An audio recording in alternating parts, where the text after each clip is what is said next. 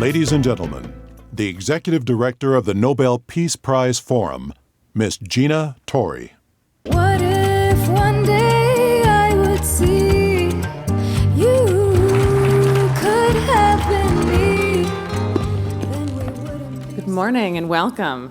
Today we are heeding Kailash Satyarthi's call to globalize compassion. Today we'll focus on the roles of business can play in promoting and building stronger, more sustainable economies, communities, fundamental human freedoms, and peace.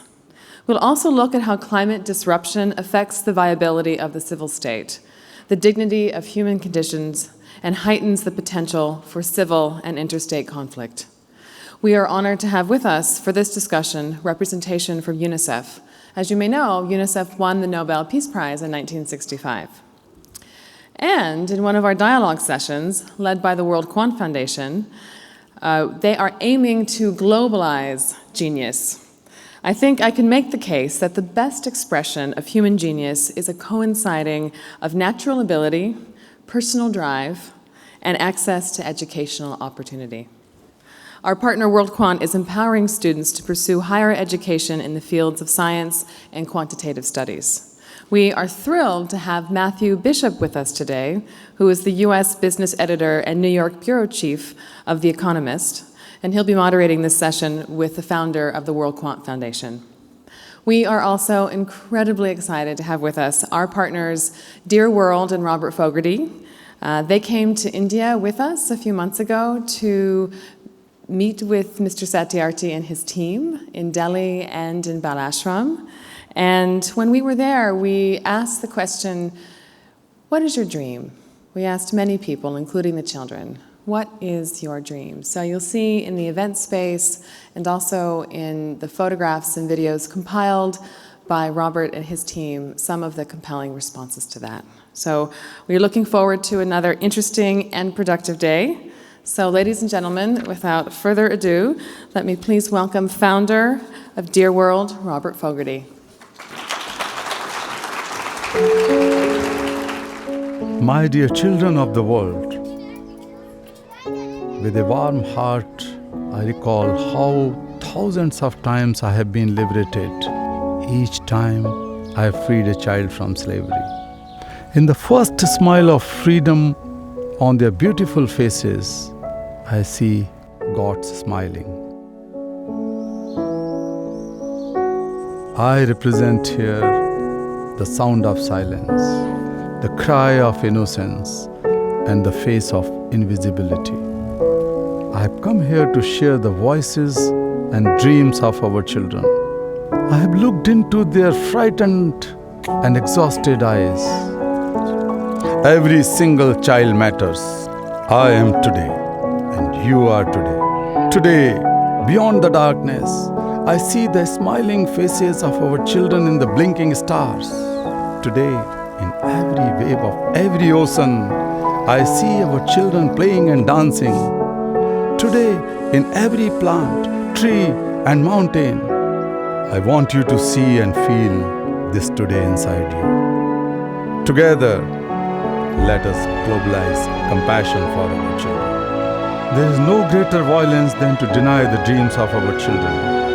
The single aim of my life is that every child is free to be a child, free to grow and develop, free to eat, sleep, and see daylight, free to laugh and cry, free to play, free to learn, free to go to school, and above all, free to dream.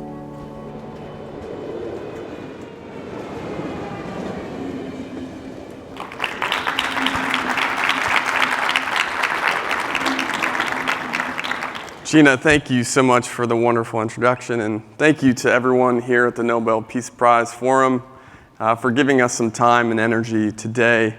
That's just one of several pieces of video that we're going to be showing to you, and some portraits that we took of the children at Bal Ashram. To Kailash ji and to Samita and to everyone on your team, what an incredible experience it was to spend with you there. This is just a really grateful opportunity for me to share with you a little bit of our work. Again, my name is Robert Fogerty. For the past 6 years, I've been taking portraits. Everyone I ask to share one message on their skin, one message to someone or about something that they care about. About 6 years ago in New Orleans, where we started the project, a man came up to me and he said, "Hey, can I do something a little bit different?" See, everyone at the beginning of this project was writing why they love New Orleans. And then Ralph Surpass came up and said, "Hey, I want to do this different thing. My doctor had just called me and said, hey, you're cancer-free." So Ralph Surpass changed my life that night. And 50,000 portraits later, we've traveled the world, always sticking to this simple process, that we all have stories, and that this is just one way for us to be heard. From the hills of western Nepal, where I met this man, his friends say he's about 90 years old. But when I asked him how old he was, he said, "I think I'm 50.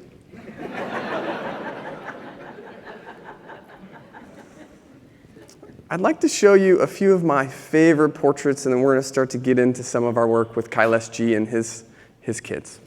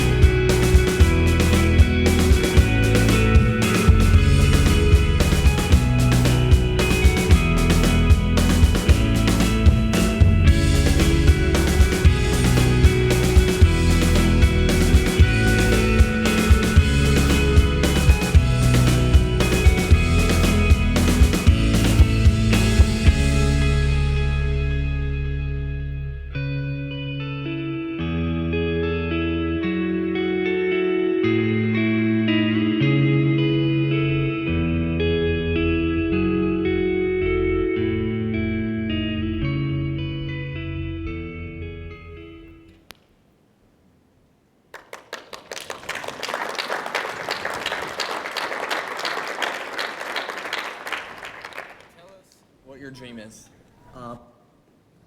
Sorry about that. So Manish is a 12-year-old boy, and we photographed, I think, about 50 or 60 of the kids at Bal Ashram. But every once in a while, you meet an incredible human being that totally stops you in your track. And as you can see, most of the kids were writing, "I want to be a police officer," or "I want to be a doctor." And here's this 12-year-old boy who stops and says, what's my message to the world? And we're working through an interpreter, of course.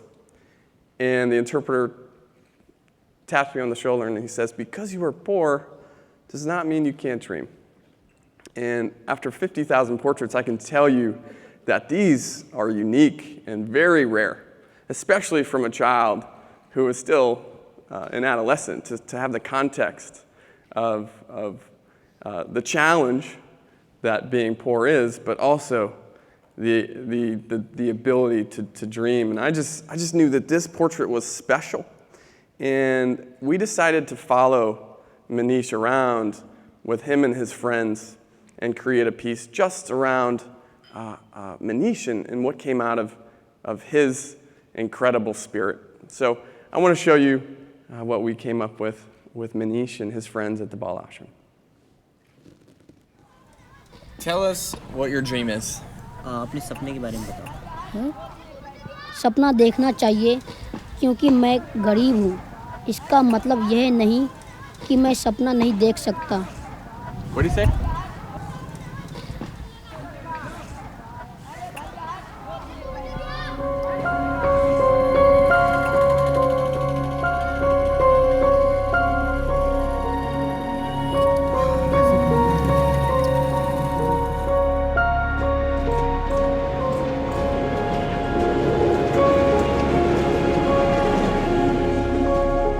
6 years ago, I was begging on this train. I was just like kids you see every day.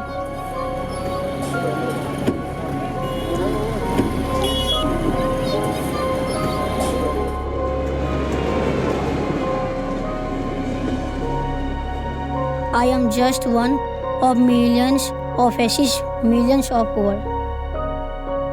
Millions of kids who think they are invisible. I used to feel invisible too, but now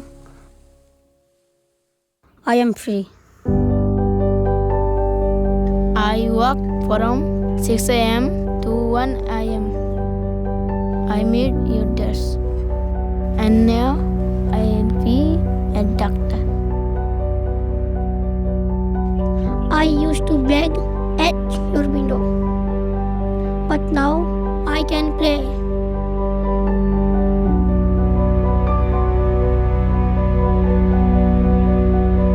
You bought candy from me, but now I Bobby and I doctor. I was hungry and I was broken. And now I will build your world.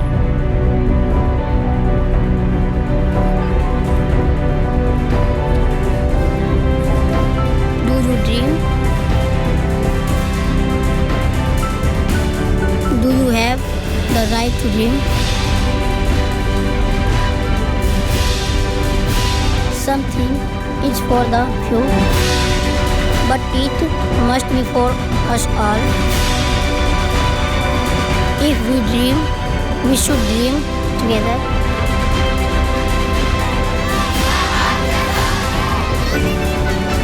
Just because I am poor doesn't mean I can't dream.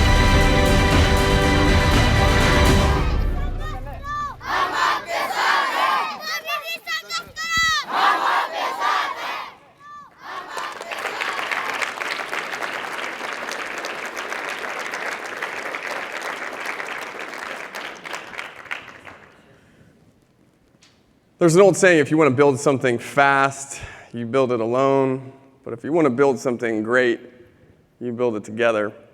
And it's really an honor for me to be able to bring a good, actually one of my best friends and someone who's been with me every step of the way as we've been building Dear World, Ben Reese. He's a creative partner and someone who I always look to pull these kind of projects off. And it's really an incredible honor to bring Ben on stage because he's really the creative genius behind our work.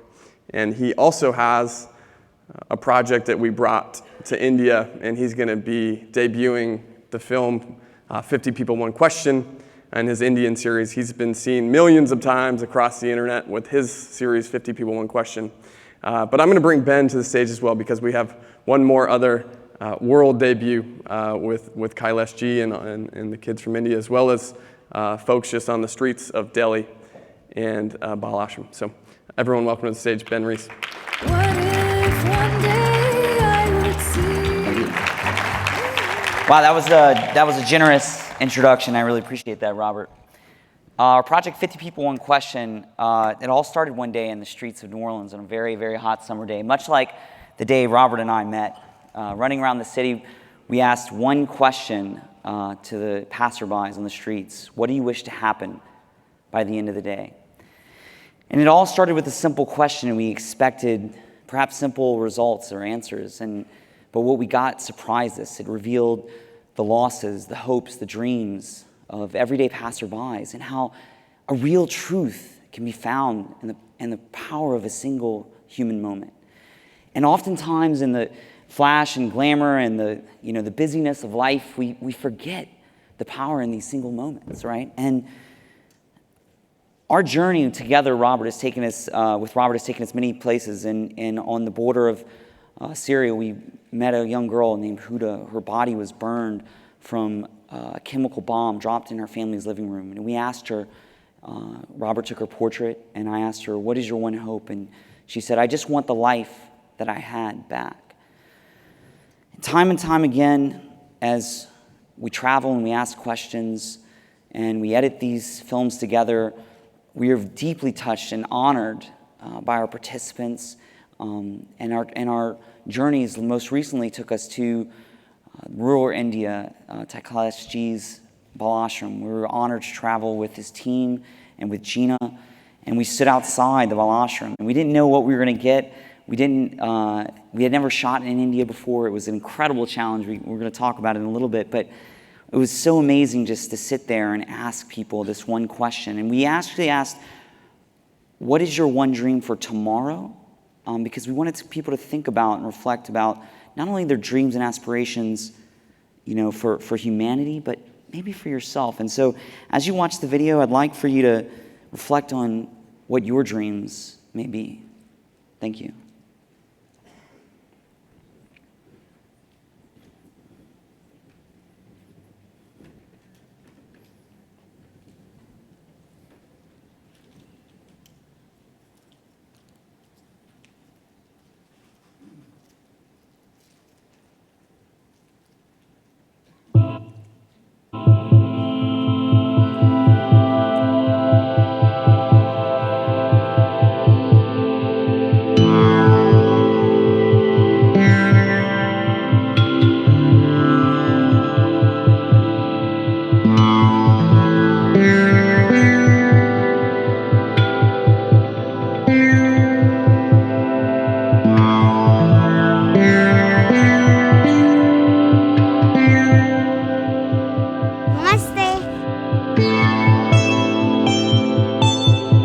मेरा नाम कृपा सेन है, गांव सालेटा है। मेरा नाम विजेंद्र है, मैं दुबई बनास का रहने वाला हूँ। मेरा नाम दीपा कुमार है, कराने का रहने वाला हूँ। सरिता शर्मा, ग्राम पापड़ी। मेरा नाम आदित्य शर्मा है, मैं गांव बागरी से रहता हूँ। और सवाल बोलना नहीं आता है।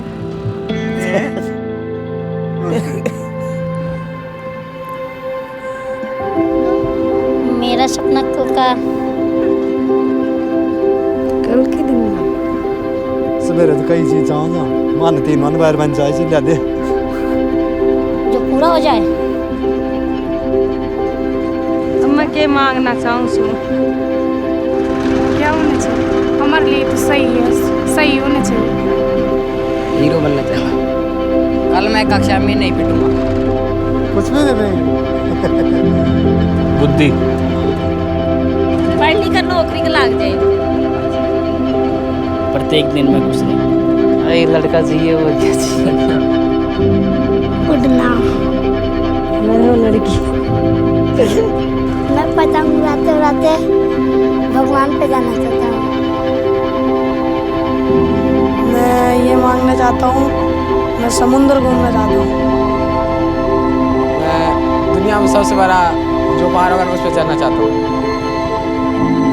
मुझे मेरा प्यार चाहिए। मैं पहचान चाहिए। इसी के पीछे दौड़ते अपन। मैं मांगूंगा एक अच्छा सा दोस्त। भगवान से मांगेंगे हम तो कि मेरे पापा चले गए वो वापस आ जाए। भगवान से यही मांगा भाई, अपनी पेट पूर्ति कर दिए, खाने के लिए वो तो क्या करते हैं, आपको वस्त्र चाहिए थे और क्या है, खाना पीना ही चाहिए और तो क्या है। नहीं मांगना चाहिए, आप में तो वह गरीब आदमी है, खाना का भी टोटा पड़ते हैं, मजदूरी करते हैं और कुछ नहीं करते हैं। कुछ बनना चाहती हूँ, किसी पूछना ना पड़े। मैं कंप्यूटर इंजीनियर बनने के लिए मैं कंप्यूटर मांगना चाहती हूँ। उसमें जीव जंतु के बारे में जानने के लिए। मैं तो यही चाहती हूँ, कुछ सीखने के लिए आई हूँ तो कुछ सीख कर ही जाऊँ अच्छी तरह। बहुत दिक्कत होती है स्कूल जाने में, ये सुरक्षित अपने घर वापस आए, यही चाहती हूँ। ये भाई सुखी रहने चाहते हो और क्या चाहिए।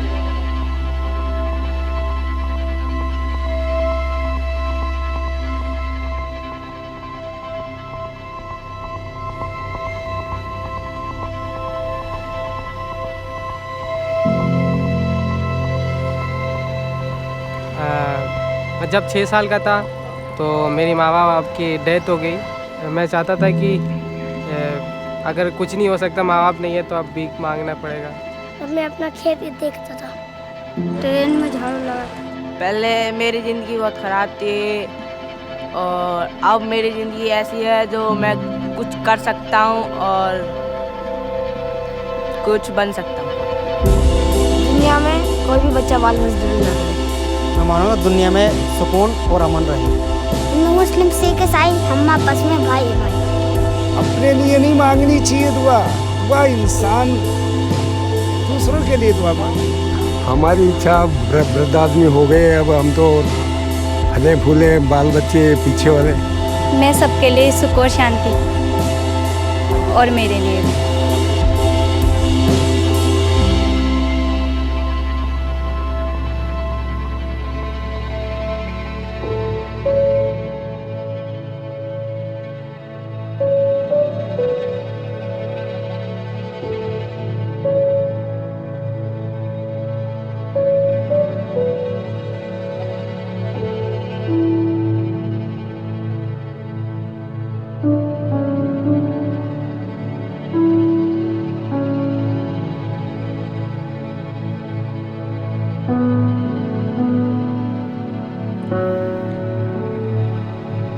Thank you.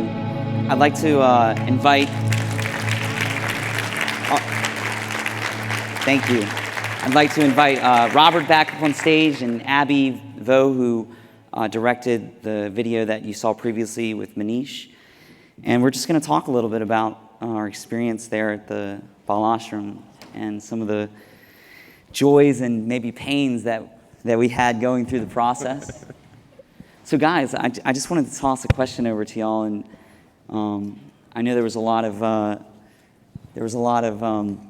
media shown here today, a lot of the beauty of the project, and and I think what was so interesting going from Delhi and seeing some of the slums there and the dichotomy and the amazing work that Kailash and his and his team do. But as we rolled into the Bal Ashram after our journey, what was kind of a moment that kind of strikes your mind of where you realize, like, wow, these kids' lives have truly changed? If you can kind of think back on a moment, is there something that kind of signifies that for you? Sorry.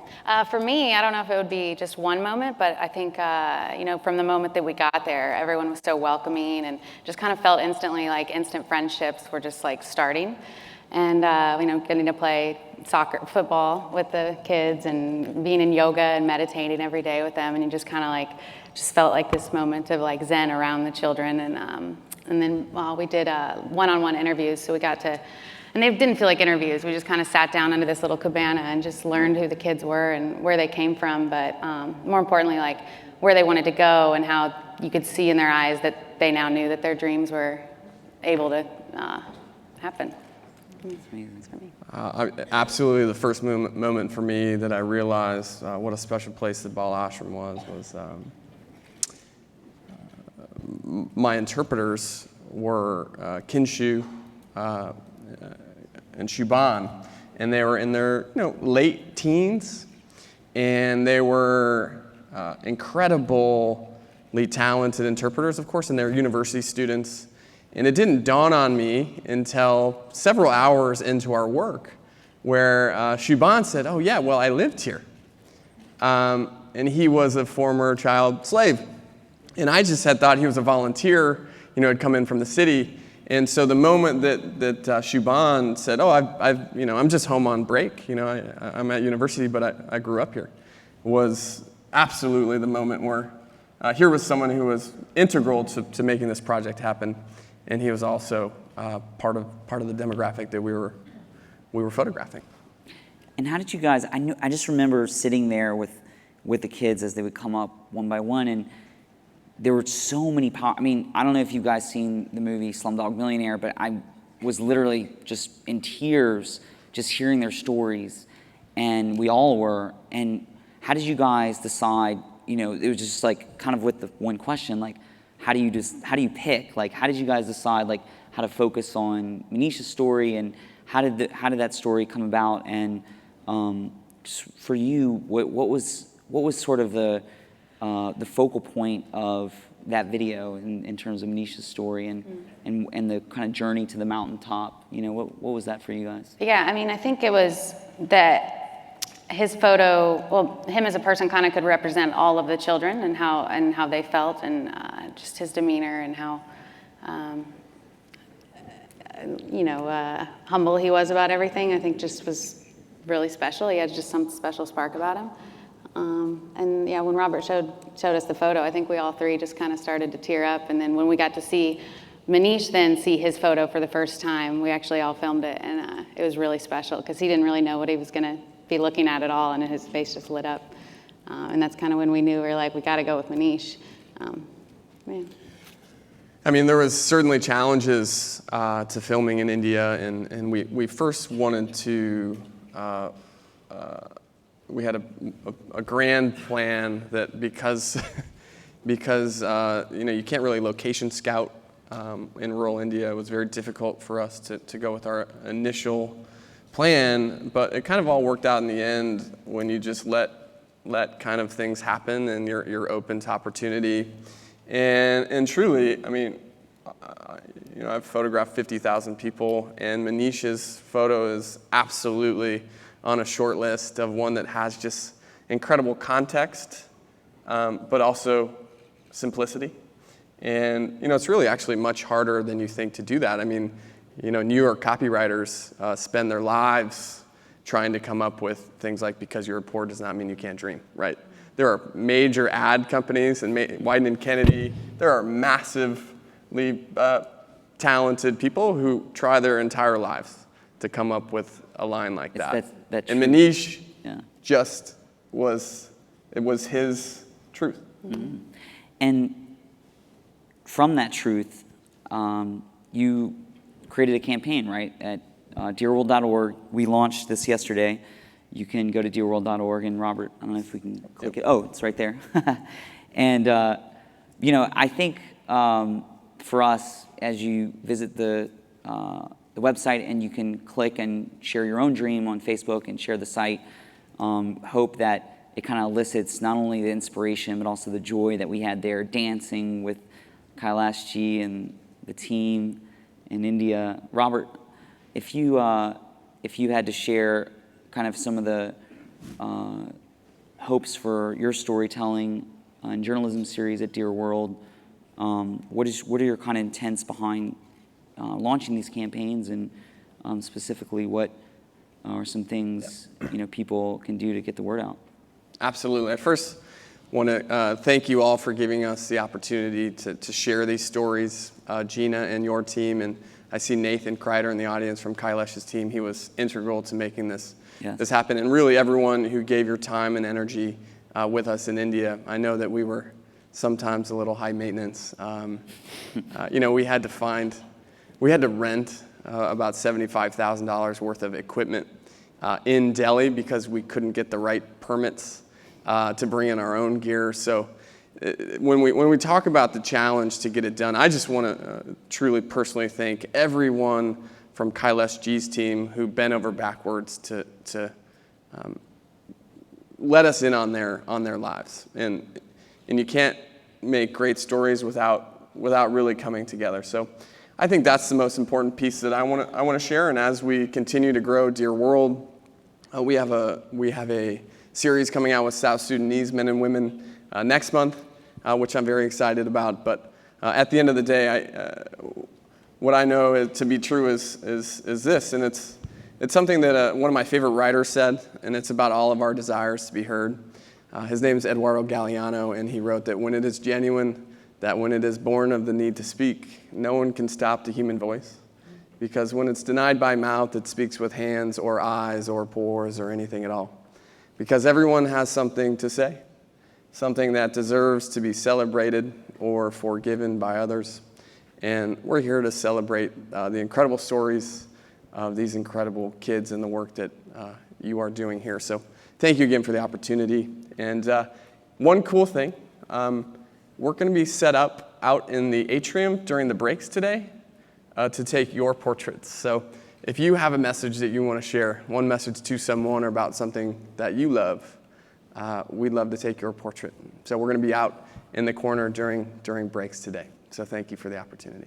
Thank you.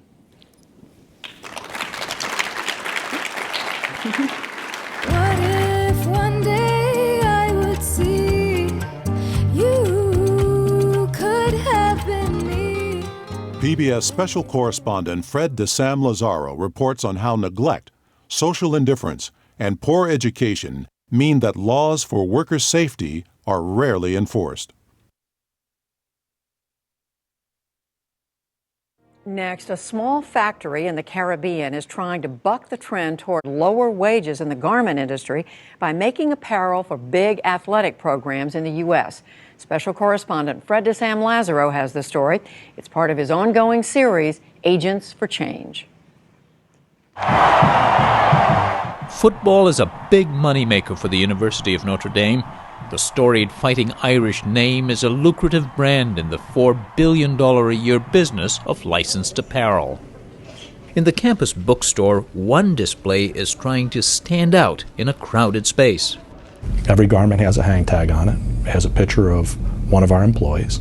One of the hang tags says, my son goes to school because of these clothes.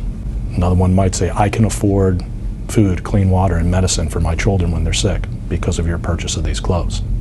Joe Bosich founded the Knights Apparel Company in 2001 and built it into the largest maker of licensed college sportswear. These shirts are made in a tiny corner of the Knights empire, a factory called Alta Gracia that pays people like Manuel Guzman a living wage. Unusual does not begin to describe the factory where Guzman works in the Dominican Republic, a Caribbean nation of nearly 10 million where unemployment exceeds 15%. The factory atmosphere is relaxed. The music is loud. There is no pressure here to produce all the time. People come here to train us. Lawyers have taught us our rights. Also, we have a union that protects us. Maritza Vargas is the union steward. I asked her, are your wages sufficient? Sí. Yes, she responded. They are based on the cost of living for a family of 5, calculated by the country's central bank and adjusted every year for inflation. Bueno, la educación de mis hijos. For me, the most important thing is that my children have been able to go to school. I even have my oldest daughter in college. For Manuel Guzman and his wife, Dina Martinez, his job at Alta Gracia has meant a healthy diet. He was jobless for 9 months, and we have 4 kids who don't understand when you tell them there's no milk. So it was difficult. This is such a blessing. Another blessing they count is this home, in place of a half-built shack that once was here.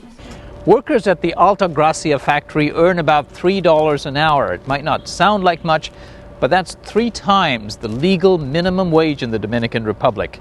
And just for comparison, Bangladesh's government just announced that it plans to raise the minimum wage for its garment workers from about 19 cents an hour to about 34 cents per hour. All around the Alta Gracia factory are empty buildings, reminders of the daunting global competition. Thousands of jobs have moved to lower-cost countries. Alta Gracia is located in a building that once was a much larger garment factory.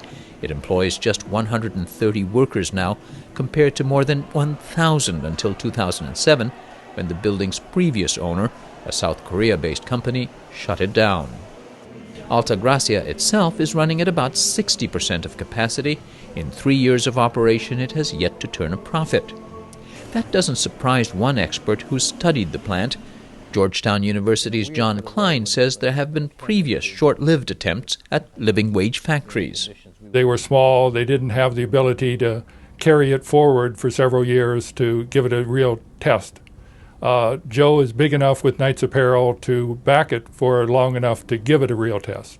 Knights Apparel founder Joe Bosich says he's in it for the long haul. Garment industry wages and working conditions have come under critical scrutiny, especially after the recent series of deadly fires and accidents in Bangladesh.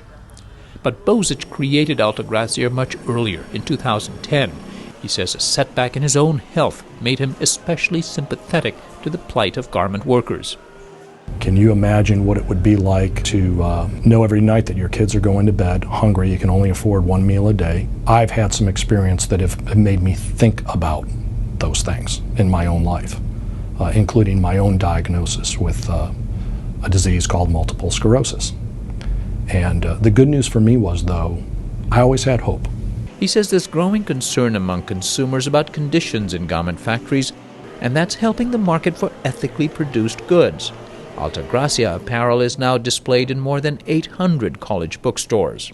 What we don't know yet is how it will fare in this competitive space, says Georgetown's Klein. A lot of brands are built on reputation by celebrity endorsements. What he's trying to do is build a brand name that gives him pricing advantages on something else, on good worker conditions. Do we have any inkling yet about whether that has cachet? You certainly have a lot of studies that have been done of what people say, that they will pay more for products that they know are made under good labor conditions. I don't know that there are convincing studies that people really follow through on this.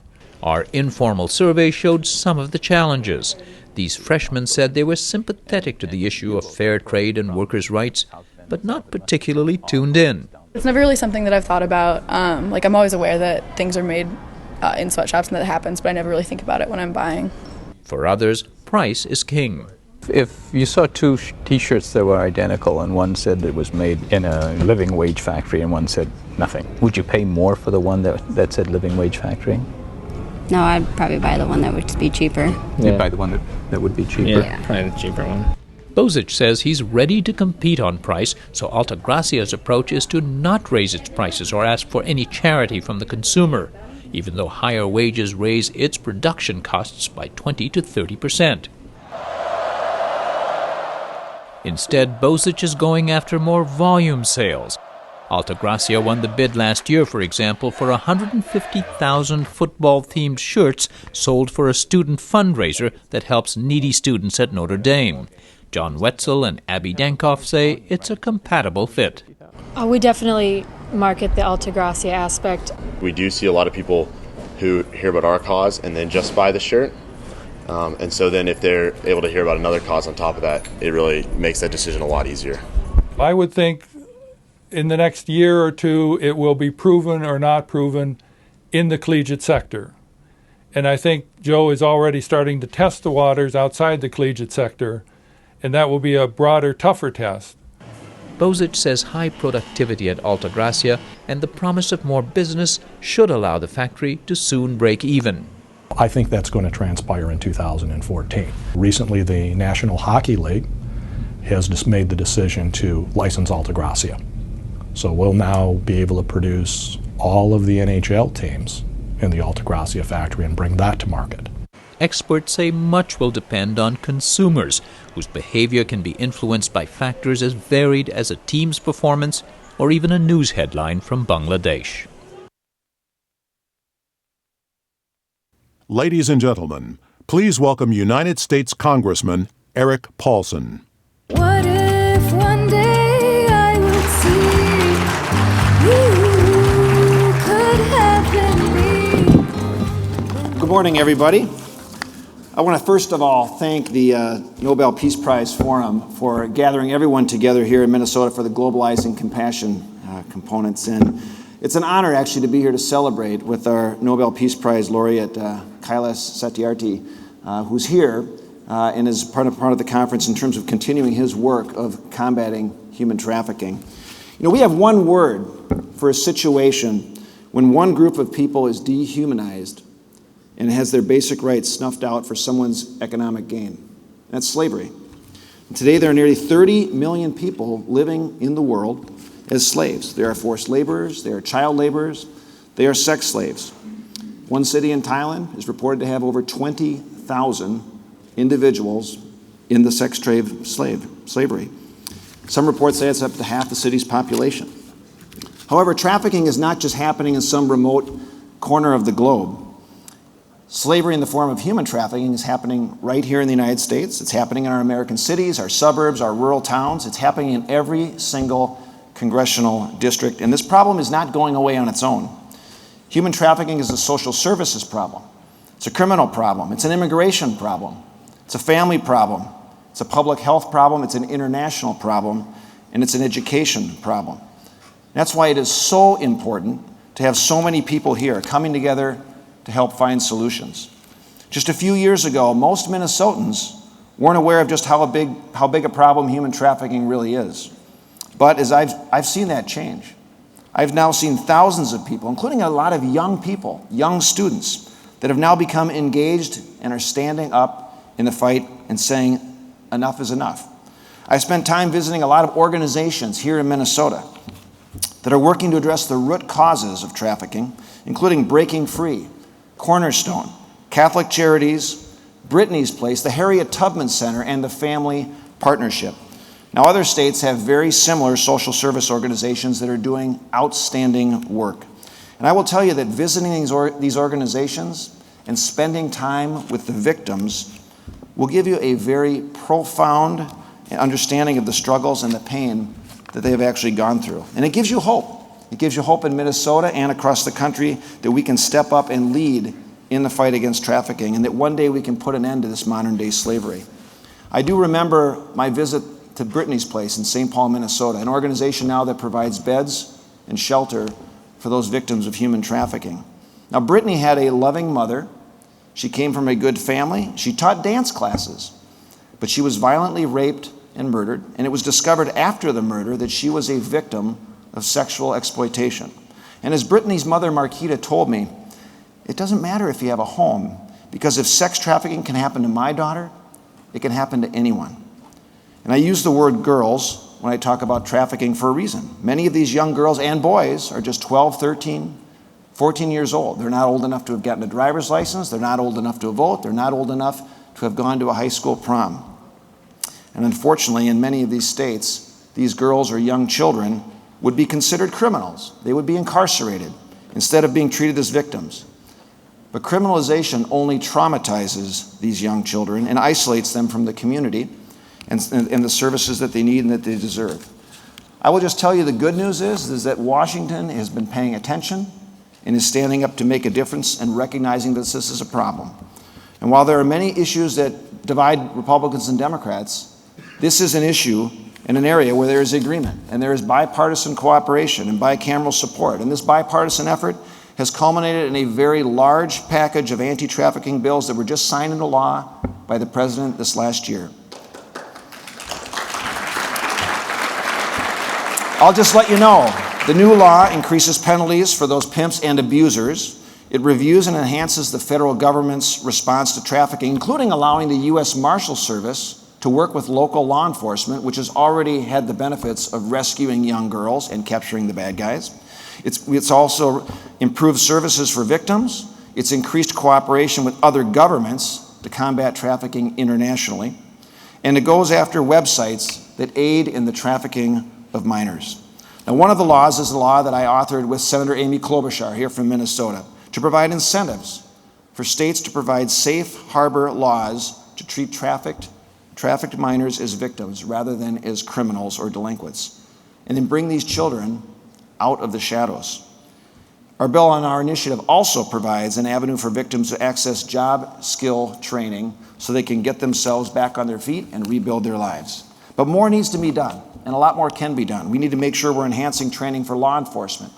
We need to make sure we're developing best practices for evaluating programs and services. And we need to better utilize technology, because there's no doubt that the abusers are ahead of us in using technology.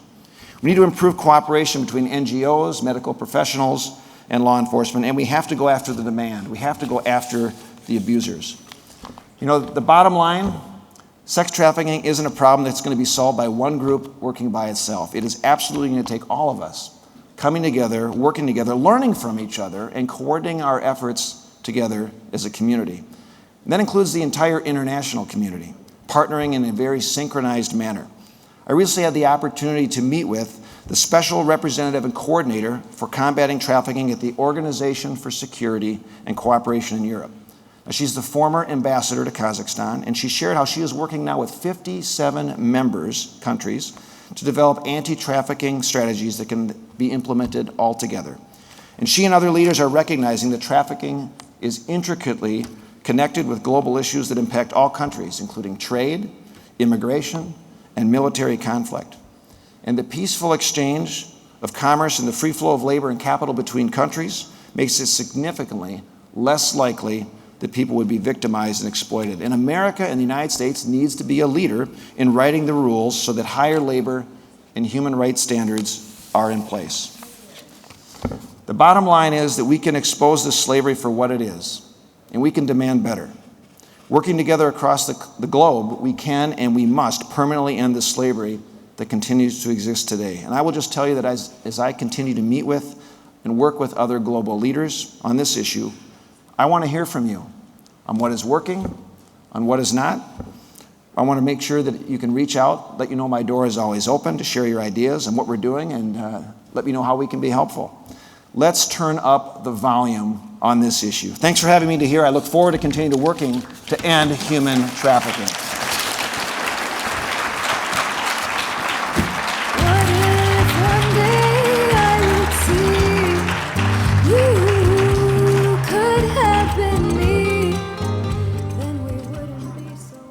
Ladies and gentlemen, please welcome to the stage American Idol contestant and singer-songwriter Rocky Peter. What if one day I would see you could have been me, then we wouldn't be so Thank you so much. far. Good morning, everyone. Hi. I'm so honored to be here to share my story, a different aspect of child labor and human trafficking that has not been discussed very much. And there's a type of child labor and human trafficking that involves kids being enslaved by family members. When I was born here in the United States in Oklahoma. When I was 2 years old, my father abandoned me and my brothers in Nigeria and came back to the States, and we grew up out there for about 18 years.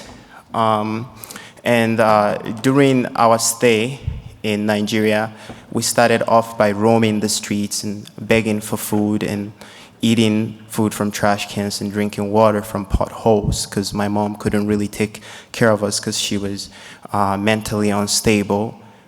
During those period of time, I experienced seeing kids that I saw one day, and the other day I would not see them anymore because they would be kidnapped. The kids in the streets were the most vulnerable. The abandoned kids were the most vulnerable to child trafficking and child slavery. By the time I was around 8 years old, I got into the custody of my father's stepbrother, who enslaved my younger brother and I. At this time, my older brother died due to environmental condition, but my younger brother and I were enslaved in my father's brother's farms, where we worked for hours at a time under blazing sun and ridiculous amount of dust in our face every single day, back hunched for hours, tilling the soil.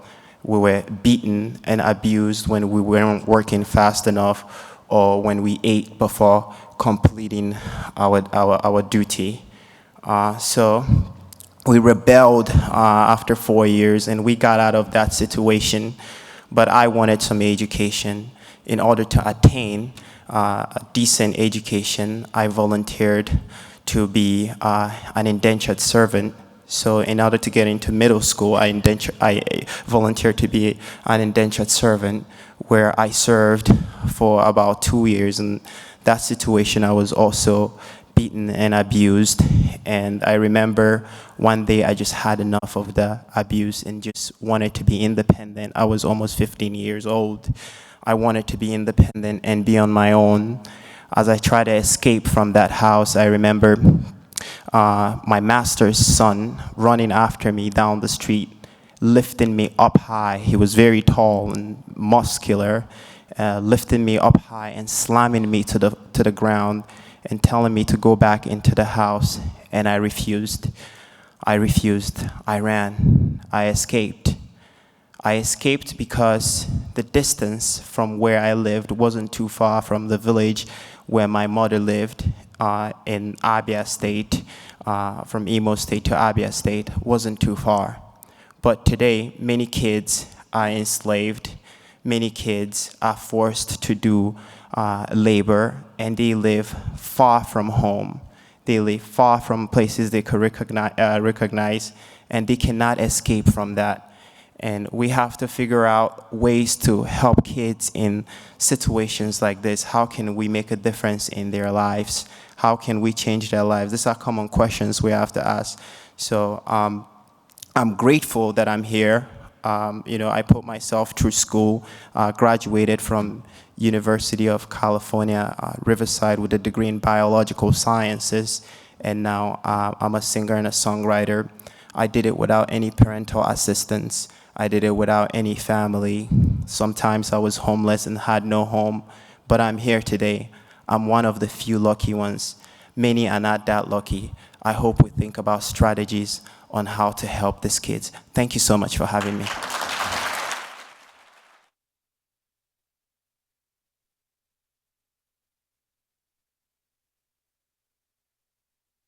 Ladies and gentlemen, please welcome 2014 Nobel Peace Prize laureate Kailash Satyarthi. What if one day I would see you? Hey, once again. Could have been me, then we wouldn't be so far, and then I wouldn't stand for this war. Thank you so much. Thank you.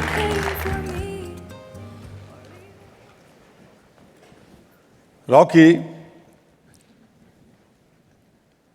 you have rocked the whole America. Thank you for bringing a very great amount of hope and success. And I would also like to applaud the work of Robert, Ben, and Abby. You guys were incredible in ashram with us. You have given the sound to silence. You brought colors and light to invisibility. And you have given, or you have taken out the smiles from thousands of people around the villages and hundreds of people around the ashram who were shy to smile. You have taken out their dreams, so thank you very much for that. Friends,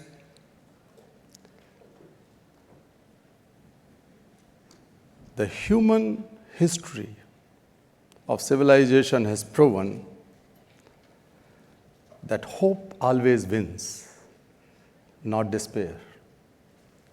Truth always wins, not the untruth. Peace always wins, not the violence. Fear never wins. Hate never wins. Sometimes they get some stride, and we are confused that, oh, we are truthful, we are peaceful, but we are losing. No, that is just the matter of time. Today's theme is globalized compassion. And I was also reading that the title of this session, this plenary, is freedom from fear, freedom from want. It's quite interesting. History is created by so many drivers, so many factors, drivers, but two important factors which are contradictory to each other are fear and freedom. Sometimes fear takes stride, and sometimes freedom. We have to choose. If we are driven by fear, then we see that how we are obsessed of wealth and money and earning at whatever cost, because we are afraid of not being left out. We feel insecure for our future, so we wanted to possess as much as we can. We wanted to grab power because we feel insecure. We wanted to hide behind certain brands and celebrities and big names because we are afraid of our own identities. And in the international life, we keep on making bombs, ornament, we procure them, we sell them, because we feel insecure. We wanted to build the most sophisticated missiles and test them here and there because we wanted to prove our power. We feel insecure from inside. But on the other hand, we also see that we are moving towards freedom.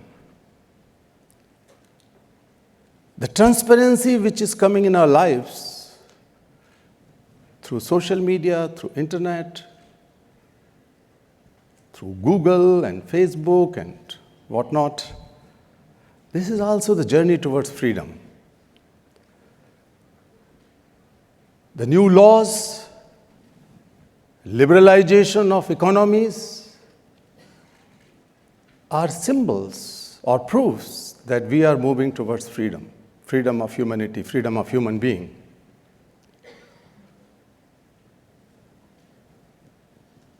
But we will remain dominated by fear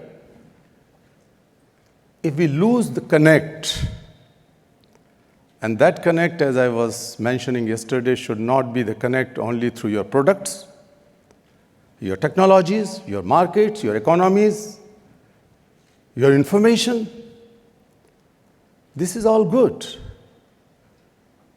But that does not make us secure from inside and also in our societies. The sustainable and fearless societies are built with some much more inner, much more deeper connect. And that is the connect through compassion. Compassion is a wealth which each one of us are born with. All the religions in the world were born out of one single factor, and that is compassion. And interestingly, all the revolutions in the world was also born out of this same factor, that is compassion. The great revolutionaries realized that some injustice is going on somewhere. They have found their own interpretation, they have found their own path, but that was also the reflection of compassion. And Lord Buddha, or Jesus Christ, or Muhammad, or Krishna, all those great people whom we worship, they had a deeper element of compassion. And what they did not keep that compassion or the wealth of compassion intact inside. They multiplied it, they scaled it up, and they globalized it. All of you are compassionate for your own children, biological children. But we keep this compassion inside small circles, small shelves,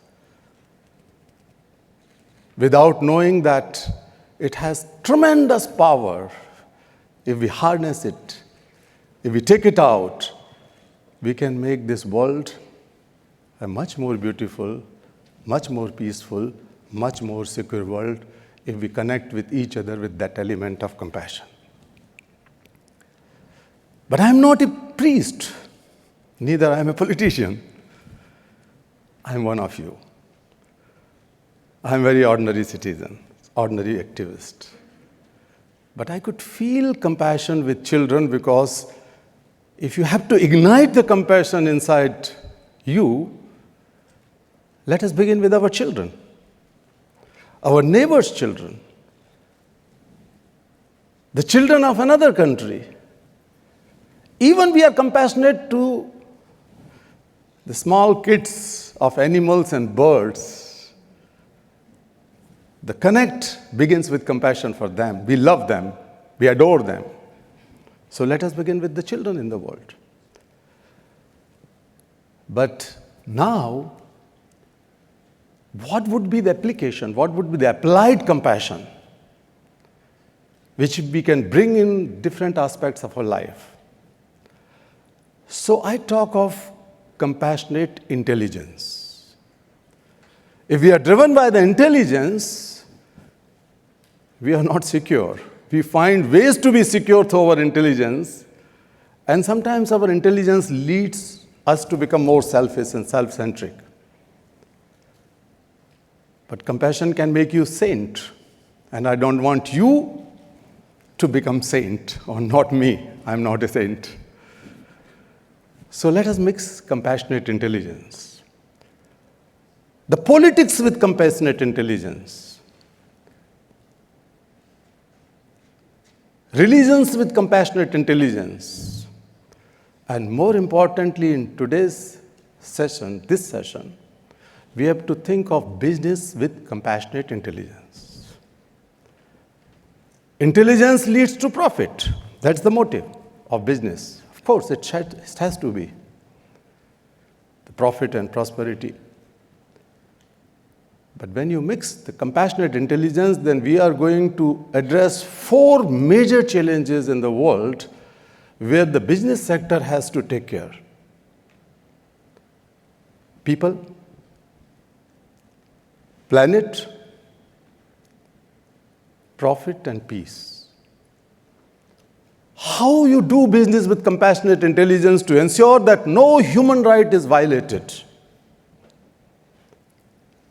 The international community for years and years put the collective wisdom and created ILO conventions to protect labor's rights, created human rights declaration, so many other declarations and conventions and treaties and bindings, international laws, national constitutions and laws to protect people.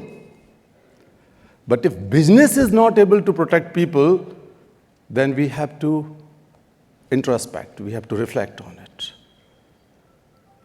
At what cost we do the business? Ruining societies, ruining people, violating their rights? No. The second thing is planet. All of us know about the global warming and the whole issue of climate change, which has so many ramifications and consequences which the world is facing today. So how we do business where we do not harm planet? That is the second thing. The third is how we make our profits and build the prosperity. But that prosperity should be shared prosperity.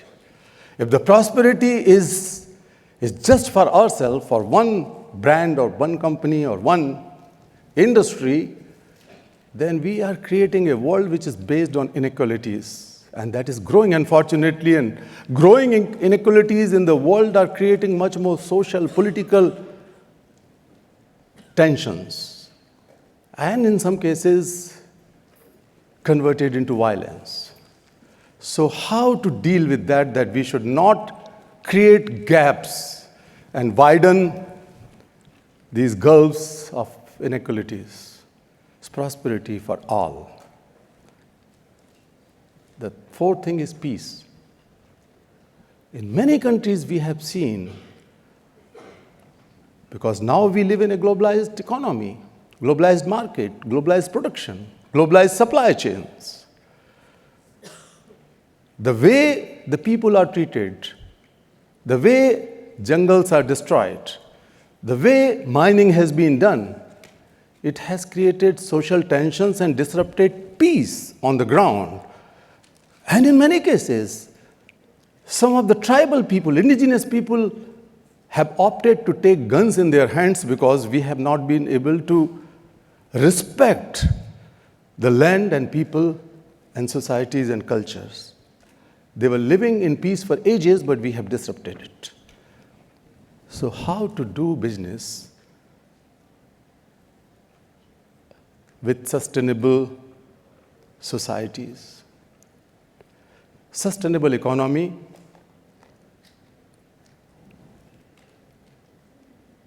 prerequisite is sustainable societies. We have to go for it. How we are going to be responsible and accountable? We have already gone through several stages, from conventional practice of charity to philanthropy to ethical trade to corporate social responsibility, and now corporate social accountability, now the responsible business practices. But I wanted to go one step forward for the future, and that is business with compassionate intelligence. Feel responsible for people and peace, planet, and your own profit, so that no child who is working in supply chain has to be exploited. That child has to be in school, not producing wealth in your supply chains. Make sure that no man or woman is compelled to work at the cost of human dignity and freedom. We have to feel ourselves much more responsible for those people. And the next session is going to discuss on all aspects of it. I read the names of the people who are going to join this session. I'm pretty sure that we are going to bring the wealth of wisdom and knowledge and experience in the coming session. And I stop here and wish that we will learn much more in this session, but learning is not enough. We have to inculcate leadership inside us to take bold decisions in the business sector, making sure that we find ways and means that no child is exploited in supply chains anywhere. Thank you so much. Thank you. Thank you so much. Am I supposed to go down or come? Please welcome moderator Fred DeSam Lazaro, joined by experts Judy Gearhart, Amy O'Neill Richard, Marilyn Carlson Nelson, Don Larson, and Louis D'Amour. What if one day I would see you could have been me? Then we wouldn't be so far, and then I wouldn't stand for this war. What if one day they came for me, or even worse for my family? Thanks so much. We have a hugely, richly diverse set of perspectives in front of you, in front of us today, and I'm going to try and optimize the little time that we have and get as much in. And so we're going to skip the introductory bios. It's all in your package material. These are all very eminent people about whom lots is written online, so we'll go right to questions and to some thoughts of our panelists. I want to start with you, Kailashji. When we did a story about you several years ago, there was a statistic at the end which really resonated with me. I think you said there were 50 million children in India's economy, which is in the top 10 economies, 50 million children working in that economy. There are arguably at least that number who are, that number of adults, people of their parents' age, who are underemployed or unemployed. And that is the paradox in many ways. And then a lot of the people here, most of you watched this video this morning in which you had consumers in the Notre Dame bookstore, just randomly chosen. And all of us, like them, are conditioned to buying things cheaply. Freedom from want, but on sale. So when you talk about getting active in combating child trafficking, where do you put consumer behavior? I mean, it's all of us who have been conditioned to buy things that come out of somewhere, and it seems like the only wiggle room that's available in supply chains is when it comes to wages. So, what is your message to consumers? Your own country has one of the largest consuming classes in the world. Well, in this market economy, consumers have the biggest power. The power in their purchasing behavior, power in their pocket, power in their the debit and credit cards. So the power is in the hands of consumers. They have to have a kind of moral responsibility that if they keep on buying products made by child labor, child slaves, they are party to this crime, this evil, this menace. So the consumers must demand that whatever they are buying from the market is not made by child labor or child slaves or trafficked people. And that will create demand for child labor-free products. I'll give you an example of carpet industry. I've been freeing children from carpet industry in India and other places and realized that on one hand I'm freeing 10 children, but on the other hand 20, 30, 40 new children are arriving at. And that has compelled me to think the other way. I realized that the consumers have tremendous power. Let us go to them. But also, I did not want to destroy the industry, so I went to some of those carpet manufacturers and exporters and importers in America, also in Germany, and tried to build a demand from the consumers that their carpet should be guaranteed child labor free. But on the other hand, we motivated the industry to come out with some solutions. So the first social voluntary labeling mechanism has been introduced with the name tag rug mark those days. Sorry. And now it is known as Good Wave. Not just because of that, but the multiple interventions of raid and rescue, the education for children, and community awareness and mobilization, as well as the alternate business practice of this social labeling, had helped in reduction of child laborers in South Asian carpet industry from 1 million in late 90s or early 2000 to hardly 200,000. So the consumers started demanding in Germany and then America and then other places in Europe that they wanted to buy only those products, those rugs which are free of child labor. And that has built pressure on the industry, but also there was an alternative for the industry. So the volume of carpet production, the volume of export did not go down, but the number of child labor has significantly decreased.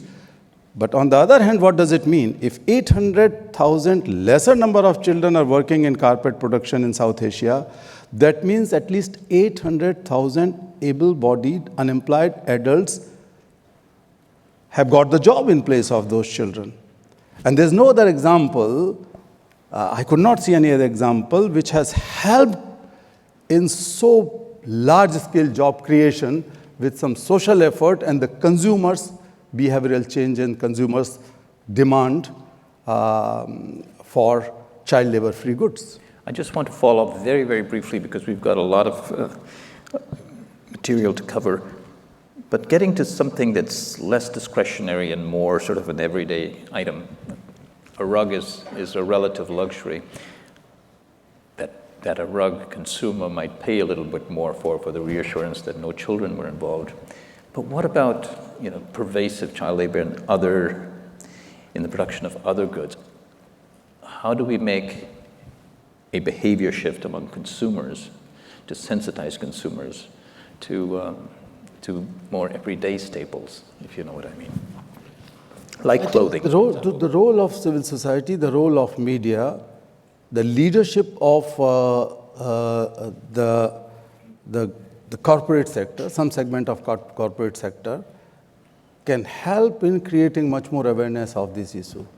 And I tell you that I have seen over the years, in last 20, 30 years, that media is so much vigilant. And the consumer organizations and human rights bodies, labor organizations are so much vigilant than ever before about the issue of child labor.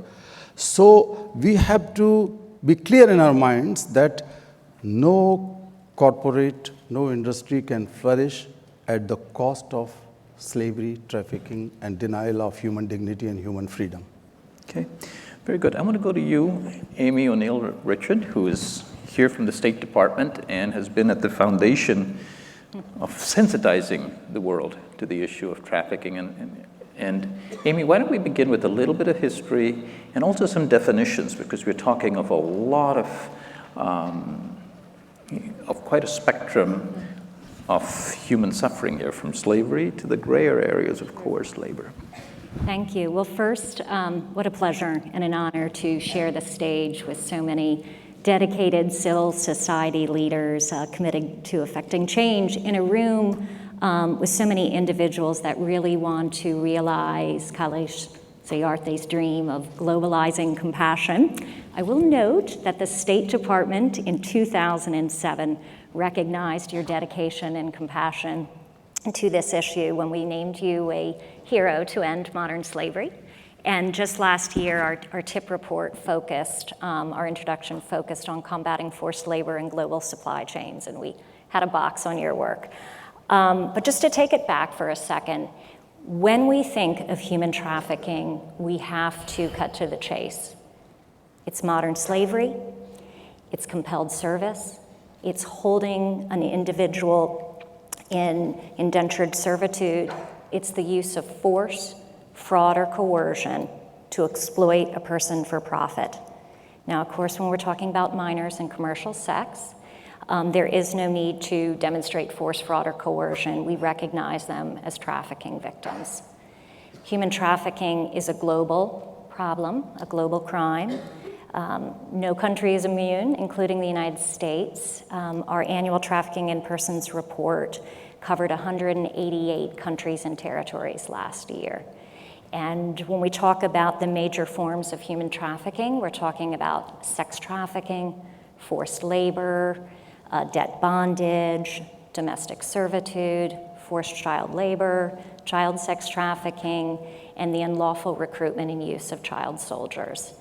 The International Labor Organization recognized this as a major money earner. Last year, they estimated that the profits from human trafficking are approximately $150 billion annually.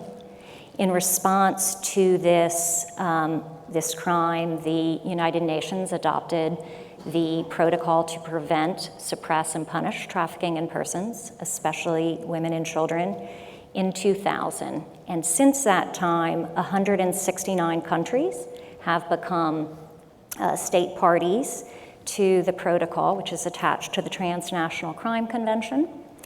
There is now a special representative to combat trafficking in persons and a special working group that makes recommendations to the Conference of Parties on the implementation of this protocol. The United States has also passed the Trafficking Victims Protection Act. It has since been reauthorized 4 times. The law established our office, the Office to Monitor and Combat Trafficking in Persons, and it also called for the establishment of a cabinet-level task force to combat trafficking in persons, which is chaired by Secretary of State John Kerry.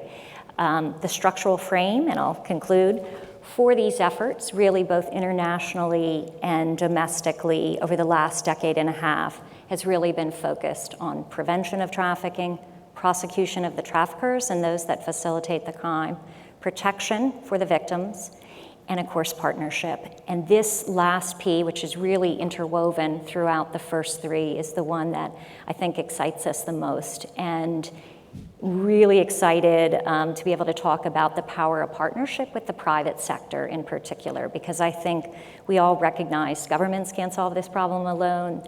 The NGO, the civil society can't do it, the private sector can't do it by themselves, but we're so much more powerful for our combined efforts. Yeah. I think if there are 2 themes that are going to come out of this conference, of this panel rather, it is one, the grayness of many of the real world scenarios, and I look forward to hearing about that from each of you. The second one is the personal examples that each of you bring.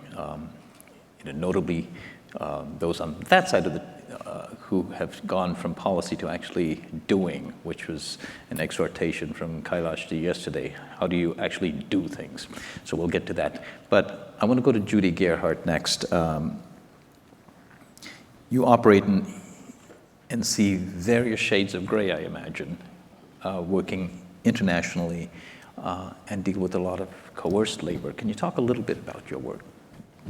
Yeah, thank you. And thank you. I want to echo Amy's comments. It is a very big honor to be here. And I'm grateful to this many people to take an interest in these issues. It's wonderful what you're building. And I want to just build a little bit on what Kailash's comments were, that solving child labor is also about figuring out decent employment for their parents as well. My organization, the International Labor Rights Forum, works extensively in the apparel industry as well as in export agriculture. And I want to focus our minds around global supply chains and how do we incentivize and create greater responsibility in global supply chains. I think the Good Weave example is a wonderful example, and it's really important to pull up that Good Weave is very different than most global supply chain certifications because it has the community intervention. And that community intervention and the organizing at the ground level is such a key piece that I don't want us to lose that. But turning a little bit to the broader apparel industry, because you asked these questions earlier, we have worked extensively in Bangladesh, and I think most people in this room, I hope you're very well aware of what happened on April 24th, 2013. I think most of the world's hearts stopped. A factory in Bangladesh, actually 5 factories in a factory complex, Rana Plaza factories, collapsed, killing 1,139 workers and injuring more than 2,500 others. That story, the Rana Plaza story, is worth following for 3 particular reasons. It's a really important story to follow, and it's important to follow because it's still unfolding. Most of these stories unfold over a long period of time. It's been unfolding for our organization since 2005 when the Spectrum factory collapsed, killing 64 workers. And then when Rana collapsed, things went into fast forward. And we were able to get a lot of changes very quickly, but it's still, we're just now 3 years later, we're barely getting fire doors imported into Bangladesh, a country that's has a building code that calls for fire-safe stairwells for years. So really, we're just barely catching up to what the law was in the country. So it's a story that's going to continue to unfold. If you want to follow it, you can go to laborrights.org and follow it continuously. But the reason it's important to follow is not just that it's continuing, but that it's not a unique story. The Rana Plaza story is really, if you zoom out, it's a story of a developing country that is ambitious and seeking to create jobs and to attract investment, to pursue industrial development, and many countries do it. We see the same story happening when we see trafficking of children and adults in seafood or in palm oil, or we continue to fight child labor in the cocoa industry, which Kailash has been a big leader on for many years. And what's happening is you have countries really seeking to create many jobs, global brands, the brands that we know and trust, not knowing how those products are actually made, or really devolving responsibility, so they're not actually responsible for what happened in Rana. And the third reason to really follow the Rana Plaza story is because we're really pulling out some very big lessons, and there are 3 quick big lessons. 1, activism matters. It matters a lot. It took 2 years to pull in the full amount of the Victim Compensation Fund. So the International Labor Organization had set a target amount. They managed the process for victim compensation, but it took demonstrations across this country. And we must have done more than 30 demonstrations the month leading up to the 2nd anniversary. And Children's Place paid proportionately more than any other company around that was affected by the collapse. And they also then went and did advocacy to help bring in the funding. And that was critical, both the activism and then finally engaging the global brand in the process of really closing the gap and getting the Victims Fund together. That was a lot of students. Sometimes it was 5 students going into a store saying, did you know about this case? So what you do as global citizens matters. The second lesson to really learn is contractual agreements matter. After Bangladesh, we managed to get global brands to sign a binding agreement, and that legally contractual agreement has led to levels of transparency. It's meant that we've been able to move beyond the top-down certifications, and we've engaged workers. And my final lesson, and this really tracks back to who these workers are. In so much of the apparel industry across the world, you have young women. Many of them are still girls. We may have gotten rid of much of the child labor that existed 20 years at the higher levels of production, but many of them come at the age of 14, 15, and they're coming from domestic work. Many of them were indentured servants like Rocky Peter, and they've come to the city, they escape domestic work, and then they go and work in the factories. Who are these young women? Bangladesh is 80% women. Who are they, and what are they growing up into? We just did a study of the impact of the reforms in Bangladesh, and this is my last point. We did 70 long-form interviews with apparel workers, and we asked them about the reforms, and they said, they've put in sprinklers, they've fixed my factory, but I don't feel safe because the managers don't listen to me any more than they used to. And this element of worker voice is so critical, that they're not being heard. They don't feel like they can speak up if they see a problem. And if you think about, these are young women who were domestic workers, child slaves, who have come out of that into this situation. How are we going to enable them to speak up? This is a critical piece to how we're solving the global supply chain problem. Okay. I'm going to go next to Marilyn Carlson Nelson, who's been recognized by the President of the United States, among others, for really taking the leadership at a corporate level into a space that is outside of the orthodoxy of what one expects from a large corporation. You were at the helm of a major travel and hospitality organization, the Carlson companies, of which I think this is a part, the Radisson chain. Talk a little bit about what piqued your interest and tugged at you in a way that took you outside of what stereotypically one sees as the comfort zone in the corporate boardroom. I think there are three major forces. The first was philosophical. We have been blessed to be a privately held company, even though we're a multinational, truly global company. And so as a family business, the idea of caring about the next generation was very much part of our objective to survive from generation to generation as a corporation, but also it sort of implied that children and how they grew up mattered. Secondly, philosophically for me, I've become frustrated with everybody casting business or brushing us all with the same brush. And I believe that business, well led, can be one of the greatest, if not the greatest force for good in the world. I'm absolutely convinced of that because we can come together, we have a global platform. So it also is a philosophy of ours at Carlson that we're in the service business.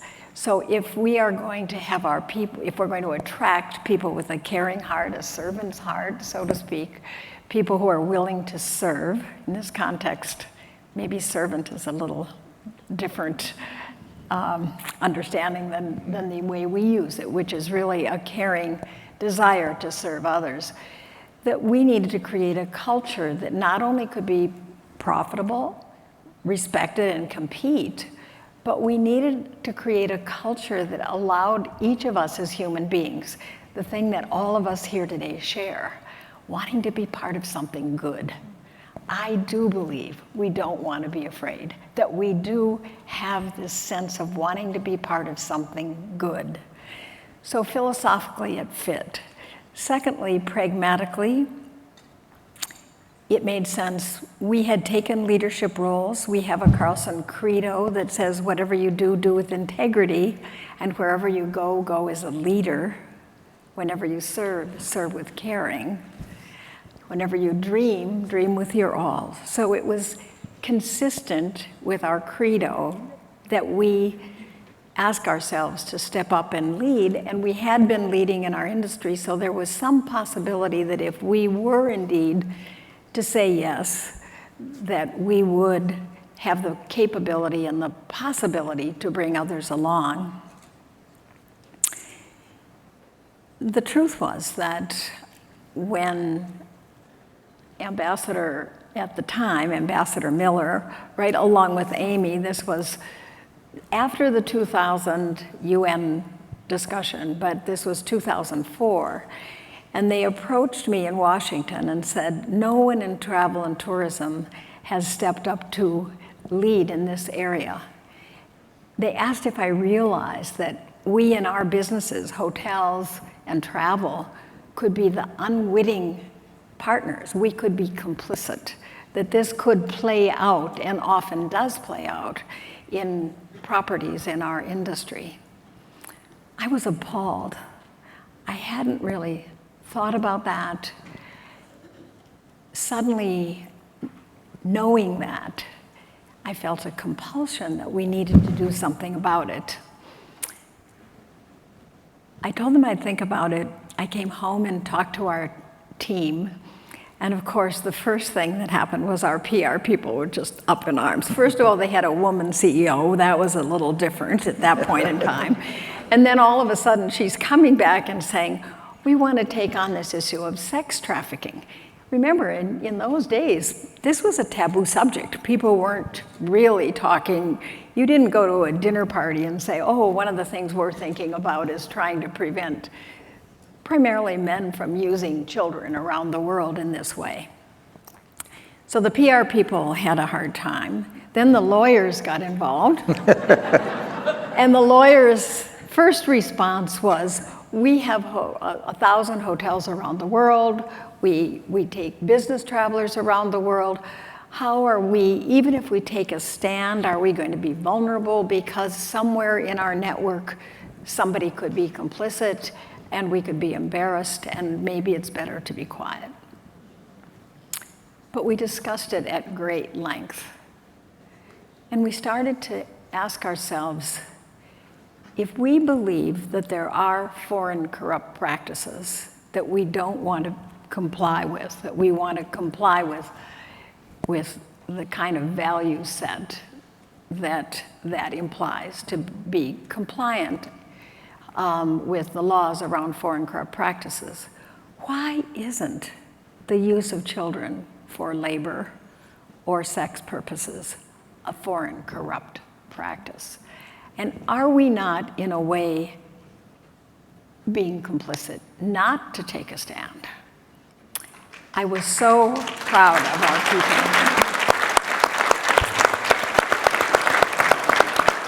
And so we did sign on to ECPAC, which is End Child Prostitution and Trafficking.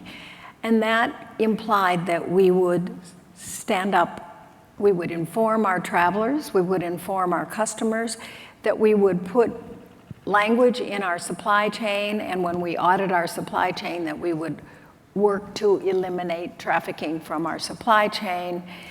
And so we went to work to do that. But over this happened in 2004. So over this last 12 years, we've partnered, we have funded films for awareness. We have partnered with Polaris, the call center, the domestic call center that the State Department also funds. We have partnered with NGOs, with governments. We've been in Egypt and Athens, working with others around the world. And it's so exciting to see the progress that's being made, but much is left to be done.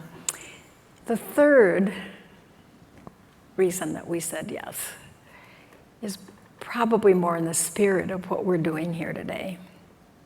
And that is that when, I think Amy remembers this story, when my first grandson came home to visit, I could hardly wait. And I had a cradle all prepared upstairs. It happened to be right in front of a window that faced east. And I told my daughter, please let me be the first to go up. And I waited for that baby to stir so I could go take him out of his bed. Finally, he did. It was just dawn. And I went up and reached in the cradle. And of course, I lifted him out of that bed, and I had this rush of love. He looked like a little kind of sent from God with the sun coming up behind his head. And I cuddled him, and then I had what you might call an epiphany. I had this amazing instinct that I couldn't protect him. It didn't matter if I was the CEO of a big global company. And it didn't matter if we had financial means. That somehow, if I didn't worry about those children that had no one to take them out of a cradle, that they would meet somewhere in a tall building in New York, on a battlefield, unfortunately sometimes in a churchyard or a mosque or I couldn't protect him. And I knew in that moment that some part of my life had to be to use whatever platform I had to include those children and care about those children. That was the best gift I could give my children. Well,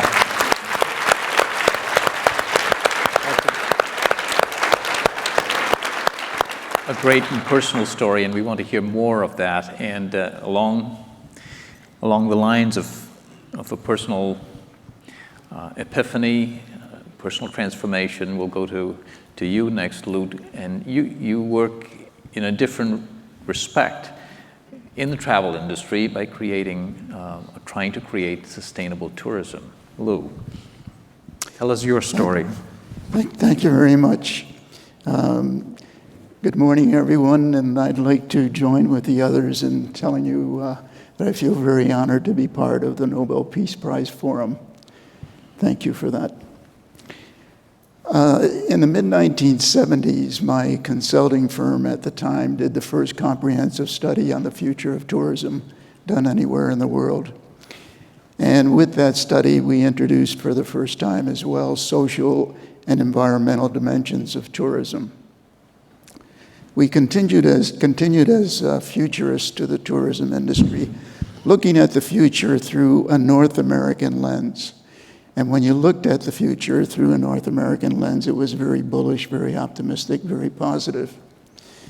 By the early 1980s, we began to shift to a global lens looking at the future.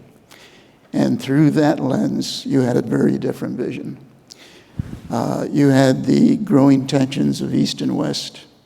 You had a deteriorating environment and the early signs of global warming. You had the growing gap between have and have-not regions of the world. And by the mid-'80s, you had the peaking of terrorism, most of it aimed at the travel and tourism industry. So reflecting on all of this and in our own projections, forecasting that tourism by the year 2000 would become one of the world's largest industries, I thought maybe we could flip this around, and rather than looking at these global trends and how they affect tourism, how could tourism, travel and tourism, which would by the year 2000 be one of the world's largest industries, how could it be a positive force for peace? So in 1986, the UN International Year of Peace, the International Institute for Peace Through Tourism was born. And it was born with a vision of making travel and tourism the world's first global peace industry, and also the belief that every traveler is potentially an ambassador for peace. By 1988, we organized the first global conference, Tourism, a Vital Force for Peace, with some 800 delegates from 67 countries participating. That conference, for the first time, introduced the concept of sustainable tourism development 4 years prior to the Rio Summit. It also introduced a higher purpose of tourism at a time when most of tourism was mass tourism, basically with the aim of getting people on airplanes and filling hotel rooms. Following the conference and the years that followed, we developed the world's first code of ethics and guidelines for sustainable tourism, and also conducted the first international study on models of best practice. In 1992, which was Canada's 125th anniversary as a nation, we conceived and implemented a project called Peace Parks across Canada. 350 cities and towns dedicated a peace park, each with a bosco sacro, a sacred grove of peace trees, of 12 trees as a symbolic link to one another and a symbol of peace, a symbol of hope for the future. 350 of these peace parks dedicated from St. John's, Newfoundland, on the shores of the Atlantic Ocean, across 5 time zones to Victoria, British Columbia, on the shores of the Pacific. We continued promoting this higher purpose of tourism through some 18 international conferences and summits held in different regions of the world. And those conferences also introduced the role of tourism in poverty reduction, the role of tourism in healing wounds of conflict. We also had a conference on meeting the challenges of climate change to tourism, and another on spirituality and tourism. Our current initiatives include a Travel for Peace program, a project to promote a peace tour to Jordan with the aim of assisting Syrian refugees there. In partnership with Skoll International, which is the world's largest travel and tourism organization of travel and tourism professionals, we have a project that is encouraging cities, towns, and villages to devote themselves to peace, to dedicate themselves as cities, towns, villages of peace. We also are partners in 2 projects. One of them is the Olympic Truce Campaign, the 2016 Olympic Truce Campaign, and another is the Africa Diaspora World Tourism Awards.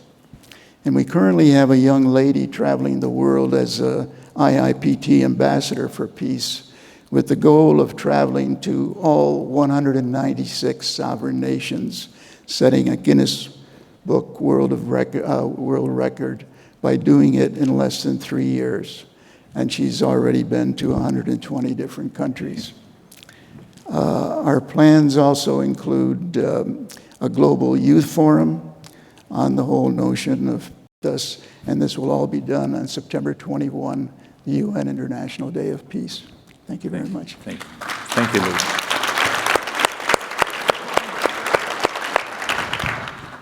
Don Larson, if you were here yesterday morning, you would have heard Kailash Satyarthi talk about the pervasive use of child labor in the cocoa industry. And had this been a few years ago, you would have been really on the spot as a cocoa buyer for the Hershey Company. But here you are today, honored guest, with a story of radical transformation in many respects. Tell us a little bit about how you reached that pivot point in your life. Yeah, thank you. And I'm going to echo all of the comments of being honored to be here on the Nobel Peace Prize Forum. This is a very big change of pace for me. My wife and I have been living in one of the poorest countries in the world, Mozambique, for the last 5 years. And it didn't start, I've been in the food industry for 25 years. Most of those years were at Hershey's. Most of the time at Hershey was as a turnaround guy. I went somewhere every year to turn something around that was helplessly broken. And that gave me a very broad range of experience. And the last job was director of cocoa operations. I spent a year in that job, got me into Africa, and that changed my life. To see the incredible poverty of the people is something that I encourage everyone to go and experience. You might end up selling everything and moving to Africa to help them. It burdened me. I actually quit. I built a very large cocoa processing line, started up at 100 million, and it was sold out from under me by the investors. And that gave me an opportunity then to decide, what do I really want to do with my life? Went on a spiritual journey, and it became very clear to build food factories in third world nations to bring lasting economic transformation. And when I decided to do that, it's like I built a business model. And that business model I call the Sunshine Approach. It's quadruple bottom line business model. It adds, this financial world-class food product in that country to be sold in retail stores and to affect and strengthen the entire value chain in the process. And I learned those techniques as director of global sourcing for Hershey's as well. The value and the power of being able to impact change as a business owner. And so the premise is to create a market for smallholder farmers, and that is key, to work with the smallholder farmers, because in Mozambique, 86% I've heard of the population is subsistence farmers. And that goes for many different countries. Nigeria is just at the World Economic Forum for Africa, and they said Nigeria is the largest exporters of tomatoes, yet they import $1.5 billion of tomato products. So the premise is to have all that processing and to teach the people how to do that. And given my skill set, that's what we're doing. The business model, we are giving 90% of our distributed profits back to the poor and orphaned of Mozambique. So we have many projects. My wife and I are in the villages, we're in the communities, we're in orphan care. Majority of that goes to the farming communities and to orphan care, and we're doing some transformative projects that way. The key, though, is we've hired mostly young men and women who have been abandoned or orphaned in their youth. They're over the age of 20. We've developed them into business leaders. They are now back in Mozambique running the factory, and we have a world-class product. When I introduced it to the U.S. market 18 months ago, we are now in 2,000 of the best retailers in the country and growing quickly. Great story, Don. Great story. I remember being in Mali a few years ago and on a story about how dependent that country was on exporting cotton, which was a problem. And one of the things that the U.S. ambassador to Mali said was that Mali produces a lot of cotton and it doesn't make any T-shirts. Yeah. The flip side of that is, were Mali to produce T-shirts, it might buy cotton from the United States because cotton is a heavily subsidized one. So one more area in which, one more example in which the world has become really gray. And I want to go into your world, Marilyn. We just saw a video before this session of an experiment in the Dominican Republic to create a living wage factory. for example. Knights Apparel is the largest manufacturer of collegiate sportswear. It's also a private company, and the CEO, Joe Bosich, says, I don't have to answer to Wall Street. I can do this because of that. How much does Wall Street drive a lot of behavior or corporate initiatives, and how much is the imperative from Wall Street in a lot of what we see coming out of corporate boardrooms, and how free do you feel as a family-owned company in taking initiatives like the one you have with trafficking?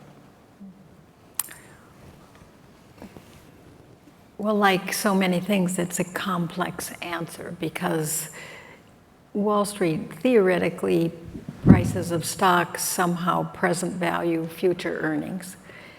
Globalization has driven margins to a very low level, and globalization in searching out the lowest cost labor has actually brought a lot of people into the middle class in a lot of countries. I think that the rise of socially responsible investors is something that should be brought up here, because we talk about consumers, very articulate about trying to raise awareness and willingness of consumers to actually spend perhaps a little bit more if we're talking about some kind of definition of a competitive wage or a living wage. If it's the same kind of attitude, can socially responsible investors actually invest in companies that are selected because they are not only successful, but they have a business model that allows them to focus on their supply chains, to take good care of their employees wherever they are in the world. So I think that,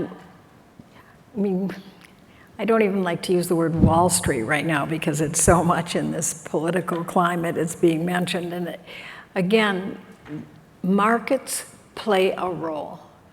What we're trying to do is look at the various stakeholders in markets, inform them about both the price that's in the product or the price or the human cost that is giving them their return, and ask people to take that into consideration in their investment and in their personal purchasing power.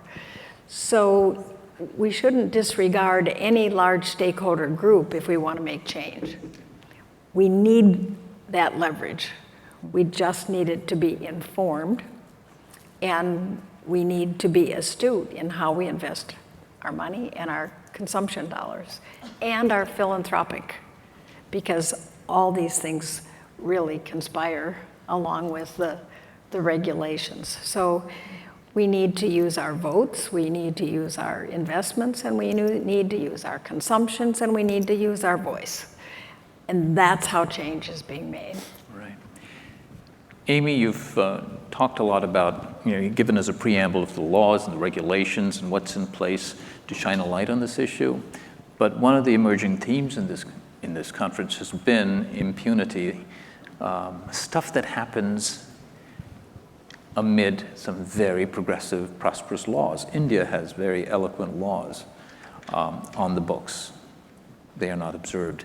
And Cindy McCain yesterday also mentioned that for countries that violate the trafficking and protection, they don't get a good grade, for example, then there are no real consequences because there are bigger geopolitical threats.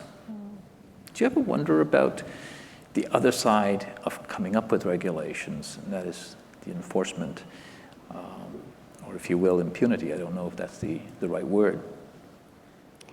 Well, I would say in terms of our trafficking victims, in terms of our trafficking in persons report, we really look at that report as sort of a diplomatic, a diagnostic, and a public awareness raising tool. As I mentioned last year, we used the introduction to raise awareness on the issue of global supply chains. But the report itself, I really think, is an effective tool because foreign governments may not always agree with our findings in the TIP report, but yet are continuing throughout the year to engage us to talk about what it is they're doing. So we actually see that there is enhanced engagement. We see that the report is used in a variety of multilateral forum. One of the things the US government seeks to do in the area of supply chains is to lead by example. So several years ago, President Obama issued Executive Order 13627 to strengthen protections against trafficking in persons in federal contracts, with the idea being that the US government, as the largest purchaser of goods and services, can also make an impact through its purchasing practices and procurement practices. And so there has, last year, the Federal Acquisition Regulation on Ending Trafficking in Persons was issued and set forth a whole bunch of enhanced protections. So one, through our own purchasing, we hope to make a difference. We want to engage other foreign governments to say that actually you can make a difference and an impact through your purchasing practices. But some of the core principles in this executive order, prohibiting recruitment fees, prohibiting fraudulent or misleading recruitment practices, prohibiting the confiscation or destroying of individuals' documents, also apply to any corporation and can be used. And so it's really exciting to us because corporations have also been reaching out to our office and saying, what sorts of tools and resources, what sort of subject matter expertise can you give to us? Because we're also interested in affecting change. Great. It is my unfortunate duty to start to wrap this up now. A lot of you traveled long distances or took time out of very, very busy lives to be here, which is testament to your dedication, and I want to thank you for doing that. There is lots more online, as I said, about the exploits of each of these individuals, and I urge you to contact them in that fashion. Kailash ji, when I run a project called the Undertold Stories Project, and when we did your story, you were an undertold story, and there's no bigger thrill than to have an undertold story become a told one. And, and so no, I was 6 foot tall, and I'm still 6 foot tall. Yes. And the world knows it now. Thank you all very much for coming.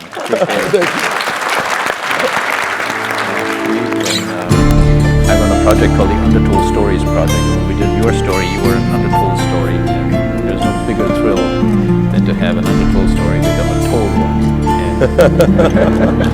And so no, I was 6 foot tall, and I'm still 6 foot tall. Yes.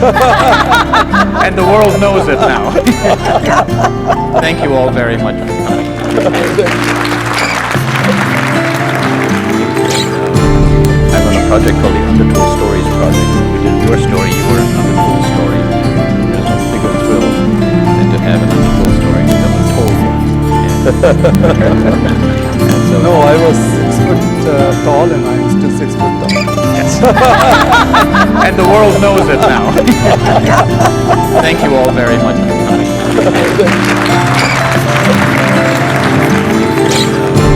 I run a project called the Undertold Stories Project. In your story, you were an undertold story. There's no bigger thrill than to have an undertold story become a told one. And so no, I was 6 foot tall, and I'm still 6 foot tall. Yes.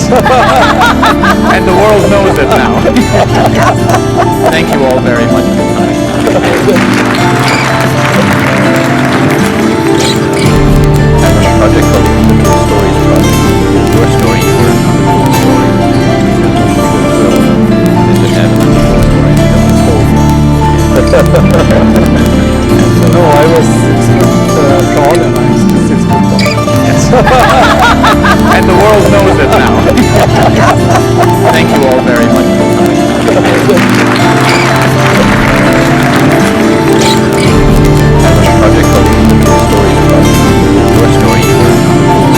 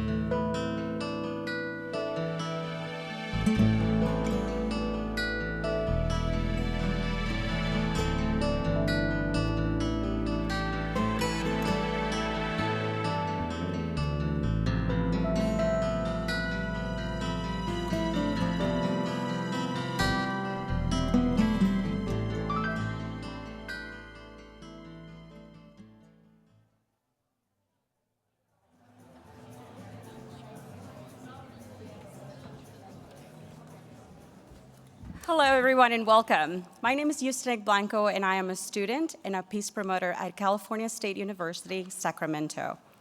In 2010, the Quadrennial Defense Review of the United States Department of Defense found that, quote, climate change is a threat multiplier, end of quote. Not only undermining political and social structures, but spreading and worsening the vulnerabilities that can lead to collapse and conflict. Climate change, therefore, is not only a conventional threat to national security, but one that has potential to drastically accelerate other threats. The linkages between climate change and conflict are well known to most analysts and activists. The Syrian conflict, for example, started to some extent due to the disastrous effects of drought and economic mismanagement, resulting, as we all know, in mass urbanization and new pockets of exclusion, which made up much of the early protest movement. Conflict drives migration, and so does the lack of livelihoods. We cannot address the effects without tackling the causes. This eminent panel will examine the linkages between climate change, migration, and refugees. Thank you.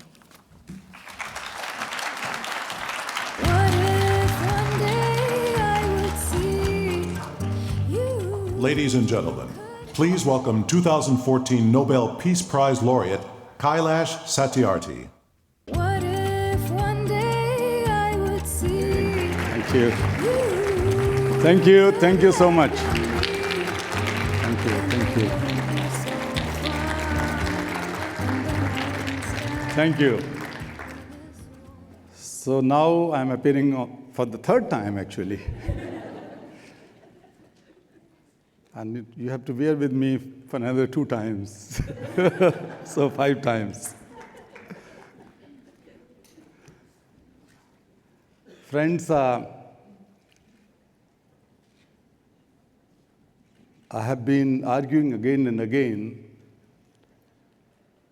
that the children are the worst sufferers of all those things which they have not created. Wars, poverty, insurgencies are not their creations. And so is the climate change. We are responsible. Our policies are responsible for global warming and climate change. But who suffer the most? Children. Last year, I was traveling in remotest areas in Nepal, which were worst affected by earthquake. And I went to those villages where schools were completely demolished. I was told by the Prime Minister that more than 40,000 classrooms were demolished due to earthquake. In a village, I was sitting with a group of children who had a very smiling face. And they lost their school building, but they were going to attend the school in the makeshift tent school. But when I asked them that after a few months, there would be monsoon, rainy season, what is going to happen with this tent? They looked at each other and expressed their worry. Most of them said that perhaps we will not be able to go to school. But a girl who was intelligent, she said that if we don't go to school, then someone from India or somewhere else can come and give some money to our parents, and we could be taken away. She didn't have any definition of trafficking. She never heard the word trafficking. But she had a fear that she may be taken away by someone from somewhere. Dear friends, few weeks ago, we were reading in the newspapers, not from India, but from England, that a large number of girls were trafficked to England to work as prostitute or forced labor. Number of earthquake hit young people are working as child laborers in England. In India, I am asking the government for last one month or two to address the problem of children who are drought hit. India is facing one of the worst droughts in 100 years. Almost 330 million people are affected, and out of them, 160 million are children. There was shocking news in some newspapers. In a village in South India, South Indian state Telangana, 2 girls were found dead in their small house. And when the villagers looked for their widow mother, they found that the mother was lying unconscious near a very small water body, quite far from the village, with an empty water bottle. She had gone to find some water, and 2 of her daughters were dead. We came across news that some of the parents or relatives are offering their daughters to Devdasi. Devdasi is a kind of system where in some of the South Indian states, they offer girls to the temple so that these girls are not prostituted. There are news that child marriages are taking place. My organization in India, Bachpan Bachao Andolan, came to know about certain areas where people are looking for child marriages of their daughters. We informed the police and the local authorities and stopped it. In Africa, in the eastern and southern Africa, 33 million people are affected by drought, ongoing drought. Ethiopia is most affected, where 3.9 million, almost 4 million children have already left their school or going to leave their school because of the drought. In Zimbabwe, in South Sudan, many places, the children are compelled to leave the schools, and this is the global scenario. In many countries, it is happening. We were in World Humanitarian Summit last 10 days ago, and we brought this issue that 185 million people are displaced due to climate change now, due to drought or floods or other kind of natural disasters. And half of them are children. And only 2% of the total humanitarian aid in the world goes for the education of children. As I was mentioning yesterday, that half billion children in the world are affected by wars, conflicts, and natural calamities, natural disasters. But when we make the planning for rescue, when we make planning for their relief measures, rehabilitation, resettlement measures, we don't prioritize children. their health is jeopardized, their schools are jeopardized. And once a child is missing, once a child is taken away, lured away to work as child labor or child prostitute or forced labor, then there's no guarantee, no follow-up, no monitoring that the child will ever come back to the village. And that's why we have to rethink that how to prioritize children in all the policies and schemes which are addressing the problem of climate change, droughts, and other things. In many countries, we are talking of Syria, but Syria is not just the war-prone or whatever we call the conflict zone now, one of the worst affected area of refugee crisis within the country and outside the country. It had also been facing drought for last 15 years or so. We have not put enough resources to deal with that, neither their governments nor the international community. So before it is too late, dear friends, we have to think that when this drought or global warming and climate change has become unfortunate reality, it has become a norm. Every year, year after year, the countries are facing this problem. Then we have to find innovative ways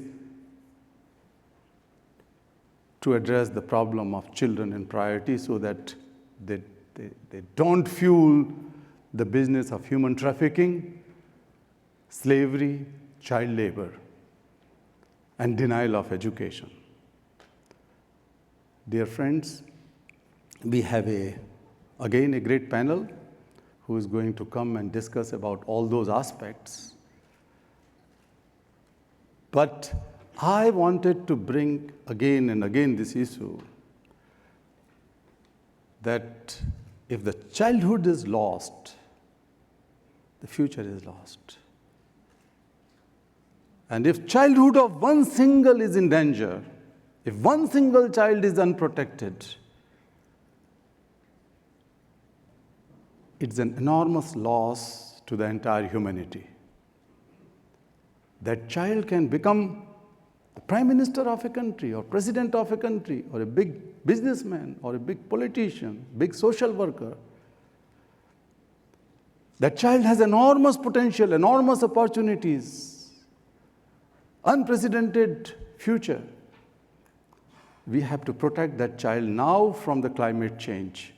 On one hand, we have to address the problem of climate change, but on the other hand, we have to find all remedial measures and urgent response to protect our children from those sins and wrongs which we adults make, not the children. Thank you so much. And dear friends, now we invite the new panel. Thank you. Thank you.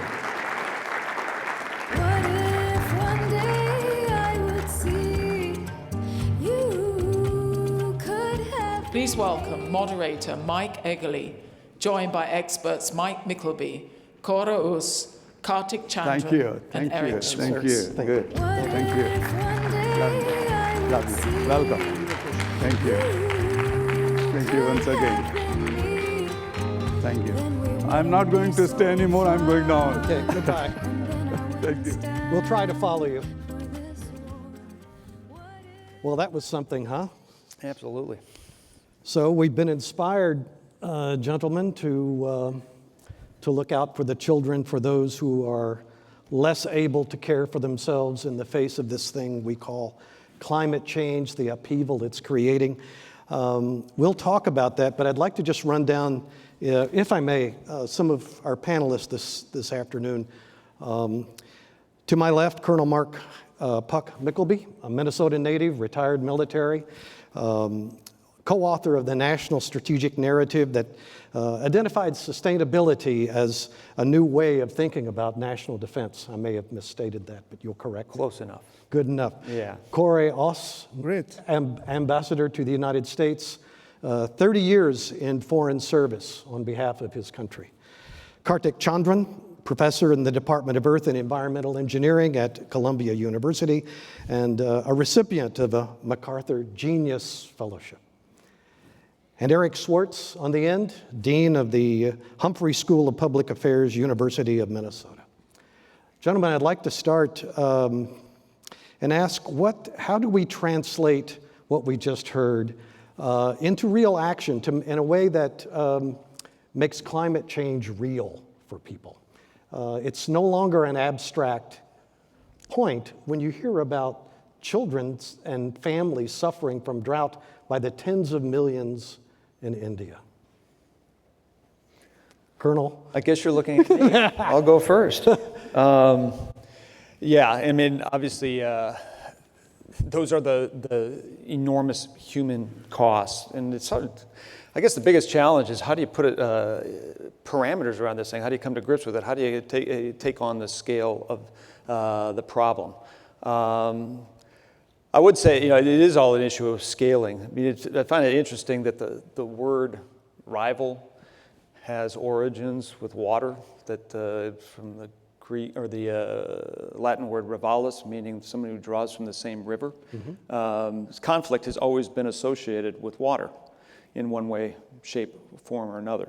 And so in my perspective, obviously the scale of the problem is far more significant. So if you look at what the World Economic Forum says, what are the big things that are going to be sources of challenges and problems in the world? Well, in the most likely category is state-on-state conflict. And the most impactful are water issues. And I've taken a look out at the world, and particularly just what we just heard, those things have converged. I mean, that is the scenario that we currently find ourselves in terms of drought, climate change, and what the potential for not only the individual human cost around the world, but also at the state-on-state level. Mm-hmm. That's why you see what is going on in the Mekong Delta right now. In China's need to urbanize, they need to put about 292 million people in the urban environment in the next 20 to 30 years, and to do that they need 60% more energy, which means they're going to double their amount of hydroelectric power. At least that's what their goal is by 2030. And what does that mean for the Mekong Delta? Yes, they opened up their dams in March and April to try to alleviate the drought in the Mekong Delta, but that was a temporary fix. That's not a full-length or a full enduring fix. That's a challenge. Look at the Nile. Egypt, as an issue of state policy, has said that anybody messes with the Nile, blue or white, they're going to go to war over that. Mm-hmm. These are the problems that we're facing right now. And I would say that again, to take it from that geopolitical scale, that state-on-state conflict scale, down to the human scale, we need to start talking about interventions and stop talking about the problems. And to me, the scale of the problem requires a scale of intervention in two forms. Number one is going to be around urbanization. That means urban planning. The developing world, the rates of urbanization right now, over 50% of the world lives in the urban environment, and we're going to 2/3 of that, of the human population is going to live in the urban environment by the middle of the century. Urban planning is going to be critical, just to bring the systems that we need to deal with the human condition in those environments. Number two, agriculture.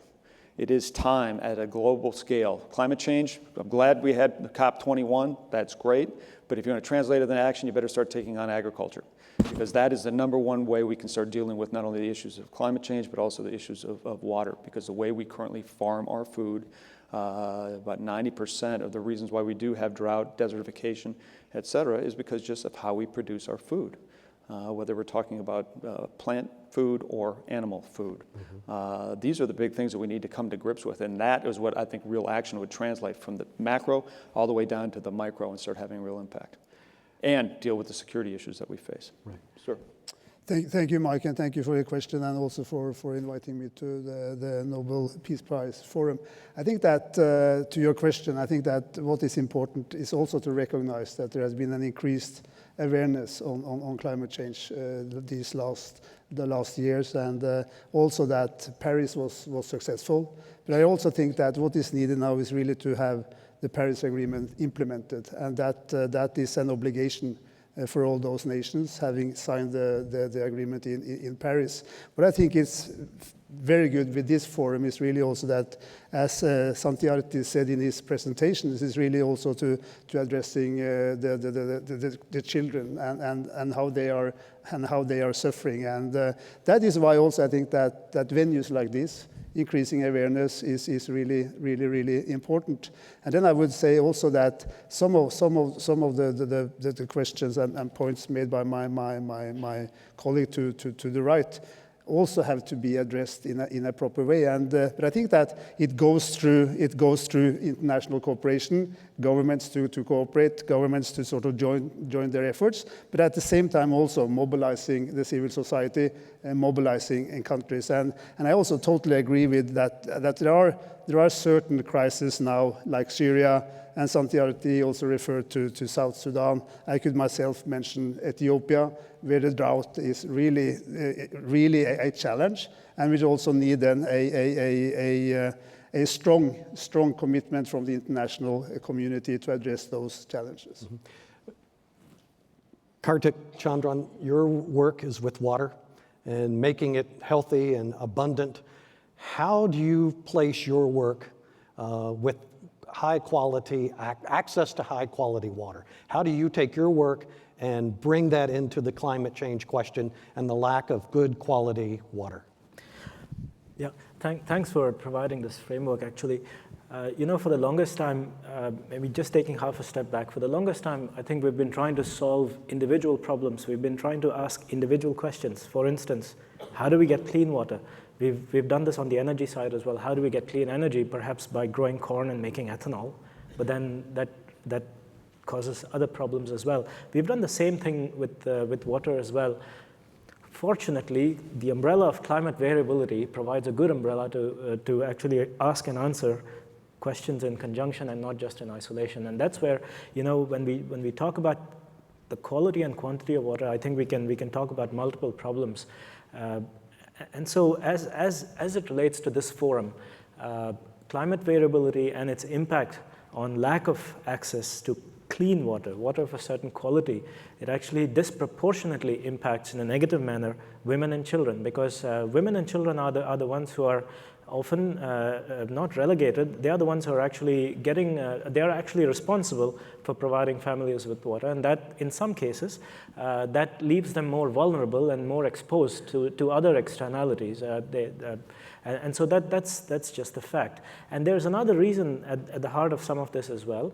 The main reason is we globally, on average, we continue to mine groundwater for drinking purposes globally on average. In this country, we don't. In the developed world, we fortunately don't do this. And the reason we don't do this is because we are protected by the Clean Water Act, for instance, at least in the US. So we're not polluting our surface waters. And so, but this is not the case for 4 billion people on the planet. They don't have piped drinking water. They don't have piped sanitation. So that's what is happening. And so this is really the challenge. But therein also lies the solution. Perhaps we should curtail mining groundwater for different objectives. And there are interventions that we work on in the United States. For instance, I was fortunate to be part of a group that redesigned the entire wastewater treatment system for the city of New York. This was in the early 2000s, and we did this all around the world. Now, we are doing this in some parts of Africa, but we are also focused on not just providing clean water, but clean energy and nutrients for agriculture. So now we are doing this to such an extent that clean water becomes the bonus, and we are providing localized access to water, and perhaps trying to address some of the challenges that women and children have to face as well. Given what I do, perhaps I can take less than half a minute. Given what I do, I think education fits in squarely here. The enterprise employment in the sanitation sector, in the water sector, has really been, it's not really viewed as something which is very important in many parts of the world. That has to change. We don't pay enough for water, and we certainly don't impart adequate education as it relates to water. I think this could lead to some empowerment, which could probably result in systemic improvements as well. Right. Eric Schwartz, you have experience with dealing with crises. where does adaptation fit into this particular crisis? And is it fair to describe this situation with climate change now as either an imminent or a present crisis? Let me answer your question by taking a step back and saying that much of my background and career has been focused on issues of migration and humanitarianism. And so when I've interacted with climate-related issues, it's been through that context. So I want to talk about, I want to get to adaptation. I want to talk about a couple of issues, a few issues. First, the current humanitarian crises, a crisis in particular in Syria, where we've seen the movement of probably well over 10 million people, 20 million refugees around the world, 40 million internally displaced by conflict. And the truth of the matter is, it's not clear to me that what has impelled the movement of these particular populations is that the imminent cause for these movements has been environmentally related. It's been related to conflict. When there's war, people need to move. But I think there are nonetheless significant and substantial environmental and climate-related issues with respect to these populations. And it has to do with the fact that these people are seeking refuge somewhere. And they can be seeking refuge in environmentally sustainable ways or in ways that dramatically exacerbate the very challenges that we're talking about today. So with respect to those crises, I think in some measure the biggest challenge confronting governments around the world is how to accommodate those populations, provide support for frontline states like Jordan, like Turkey, like Lebanon, so that those governments are in a stronger position to provide the kind of assistance to these populations that don't result in exacerbation, dramatic damage to environmental issues. So I think that's the frame that I look at these issues with respect to some of these conflict-induced crises. Now, if I can move to the issue that you addressed, look, by some estimates, by 2050, 50 million to, I realize it's a big range, anywhere between 50 million and 700 million people will have moved based on factors like desertification, right? So that's a big deal. That is a very big deal. And to my mind, it's pretty obvious there are one of two ways to deal with this challenge. You prevent what's causing you prevent the mitigation. You kind of stop the problem so the problem doesn't continue to get worse, which is really important. Or you recognize that you're not going to completely prevent this from happening, and then you have to be in the domain of mitigation, and in the domain of adaptation. And in my world, adaptation also looks the world of humanitarianism. The issue of disaster response and the tools and techniques increasingly that are being used with respect to disaster prevention look very much like what is being discussed in the climate context as adaptation. They're really two sides of the same coin. And I think one imperative is that the communities that are dealing with disaster response and disaster prevention, and the communities that are dealing with the challenge of adaptation, need to be working very closely and cooperatively together. And this is not simply a problem of desertification. And I spent time as the UN's deputy tsunami envoy, and one of the lessons that we learned from that terrible tragedy was, number one, that the damage that was done was greater by virtue of climate change that has taken place. But number two, the failure to have means of prevention or adaptation, if you will, made the loss of life, the humanitarian damage, far more dramatic than it otherwise would have been. So the challenges here are many and varied and all very compelling. Ambassador Aas, Norway has been in the forefront of European nations, among them helping refugees, Syrian refugees, putting lots of your treasure into support. What's the debate like in Norway right now about not just climate adaptation, but adapting to the migration, the movement of peoples into your country? Is the open arm, the famous open arms of Norway, are they still open? I would say that the open arms are still there for refugees.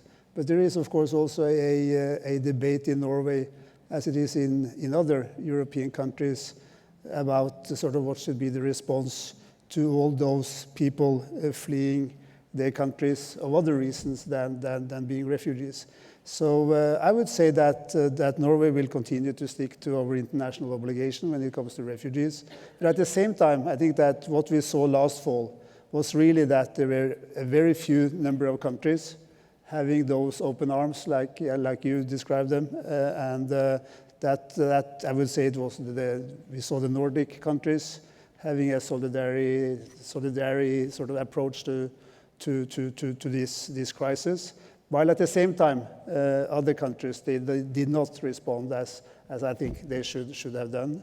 What we are seeing now is really that there is an increased, I would say, international understanding about the huge crisis which developed last fall. I think there are still a big question mark about what will happen this summer, and we are seeing an increased number of people trying to leave North Africa and crossing the Mediterranean. All of this, most of it being conducted by organized crime networks.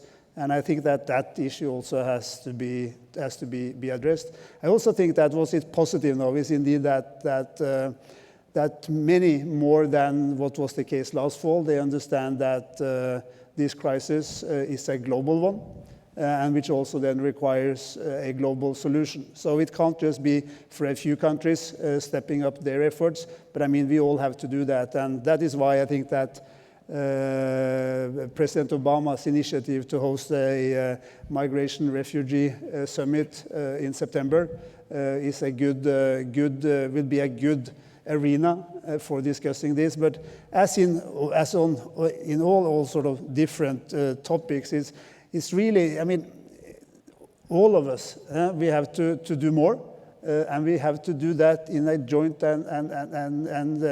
and sort of a common endeavor. And if that is lacking, and if that's not the case, I think that the situation could even be worse. And I would also say that the present agreement between Europe and Turkey about the refugees from Syria is a good one, and which we all have also to implement. That being said, I also think that, and just one more minute, is that we also have to step up our endeavors and what we are doing in the neighboring countries to, for example, Syria. And I think that Satyarthi and others, they have underlined also the need for educating children and stepping up our efforts also in that regard. And that is why, for example, in the case of Norway, global education, increasing our engagement in educating children is now, I would say, among the top 3-4 foreign policy priorities of my government. Please, Mark Mickleby. Yeah, I'm sorry. I'm going to take advantage of the fact that I'm not in a position where I have to keep my mouth shut, because I really want to say, I guess, what maybe, Mr. Ambassador, you can't say. What the United States, the fact that we have not stepped into a leadership role on this migration issue is a moral travesty. And I want to just say, I mean,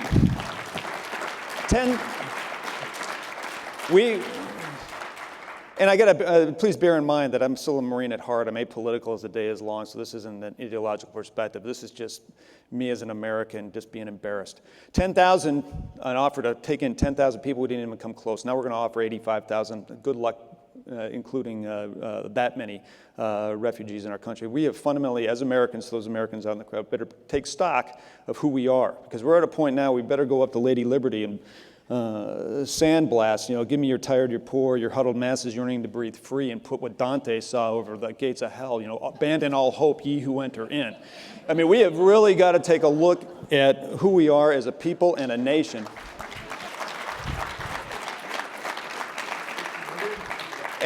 And come to grips with this, because as a guy that used to wear a funny tree suit to work every day, it really gets old having to go abroad all the time and headbutt people into submission just because we won't make the moral choices as a leader on the global scene. And not to steal, I'm a Norwegian American by trade from Minnesota, but thank you. But but to quote one of my favorite stories, and it's not just because I'm Scandinavian by nature, but Beowulf. It says, "Behavior that's admired is the path to power among people everywhere."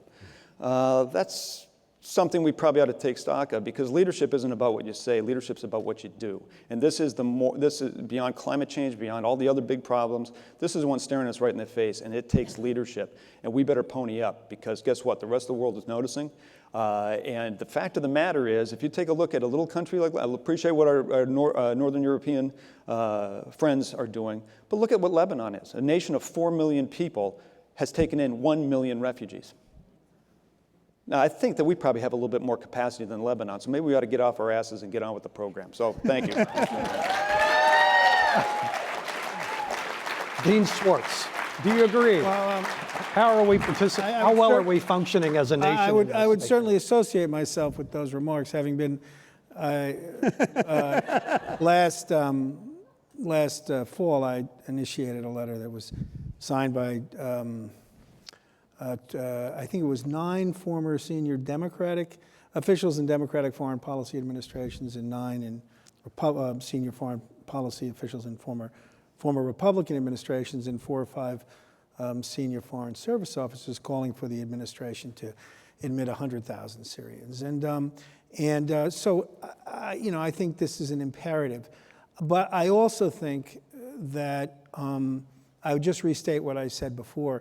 I think it's important in terms of conveying, first of all, it's important in terms of doing the right thing. We can't be asking European friends and allies to take in hundreds of thousands of Syrians and non-Syrians who really aren't screened either. They're just coming across.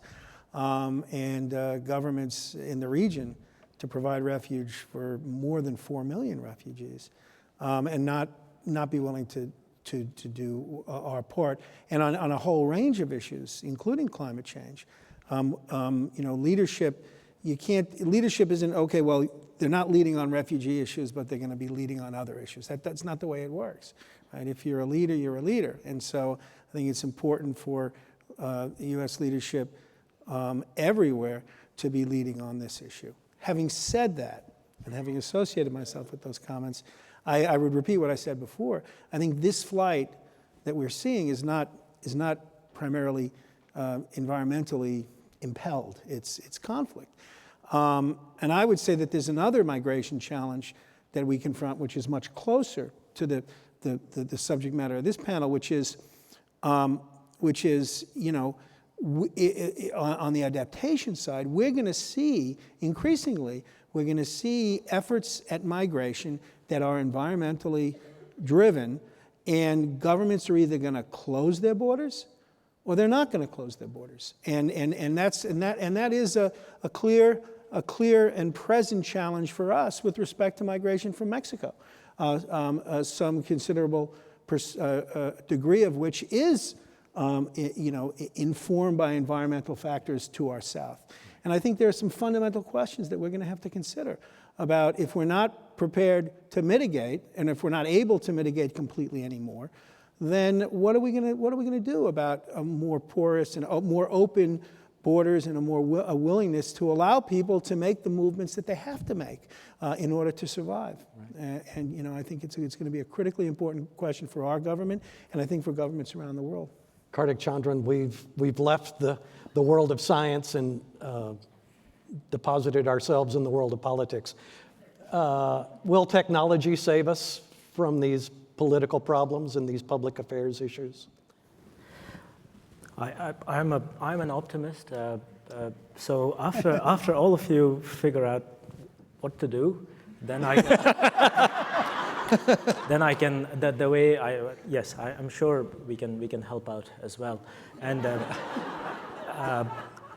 to answer, to basically connect to what has been said, indeed, there have been historically and even more recently mass migrations in response to certain stressors. Could be environmental, could be political, and then the challenge becomes what do we really do with this? How do we let's say, how do we protect human health?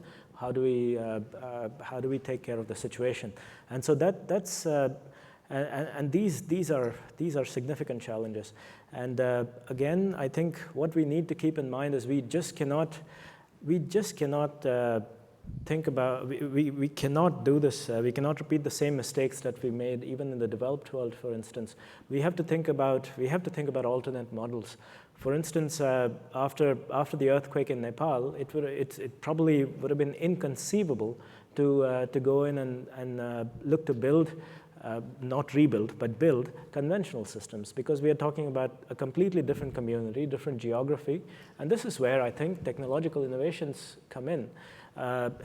Again, traditionally, from a science, technology, engineering perspective, perhaps there are a few of us in this room, what we like to do is we'd like to design big systems. I made the point about redesigning the system for New York City, right? There's a certain sense of pride associated with designing and implementing such a big system. That's been the holy grail, to sign our name on something like this. But I think what we have completely ignored is the other end of the spectrum in terms of scale.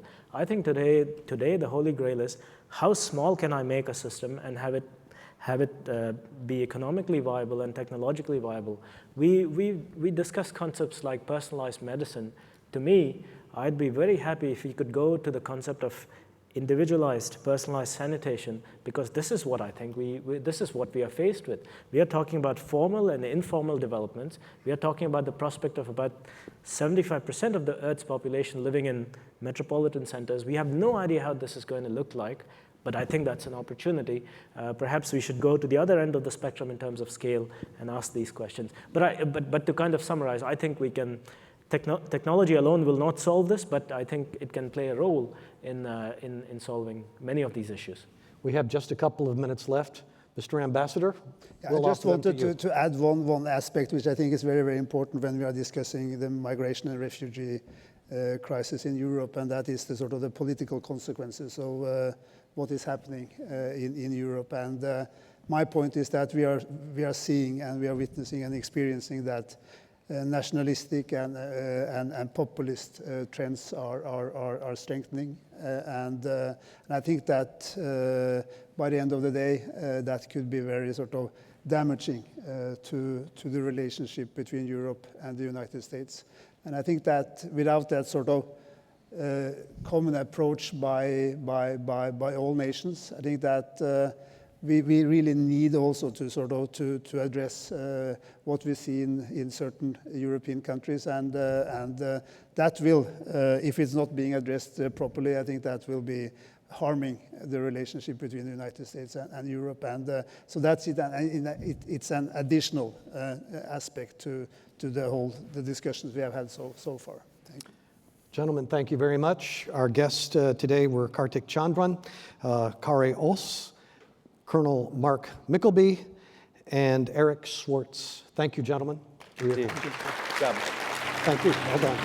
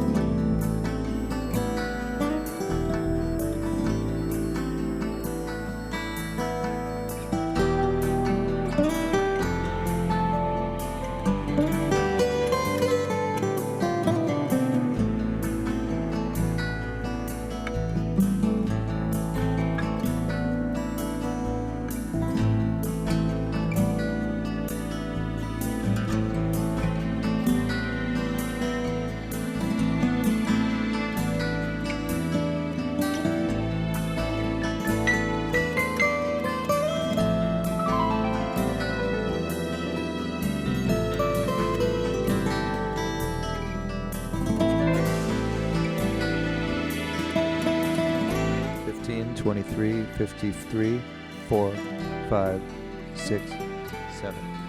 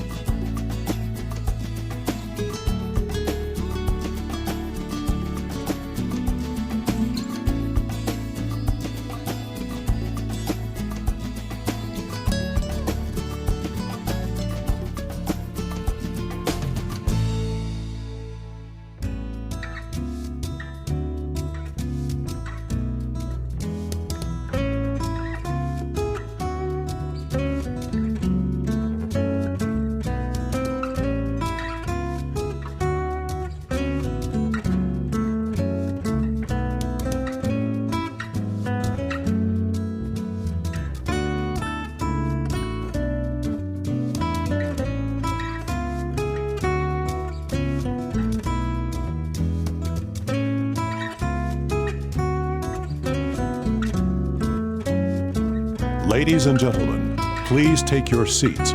We are about to begin.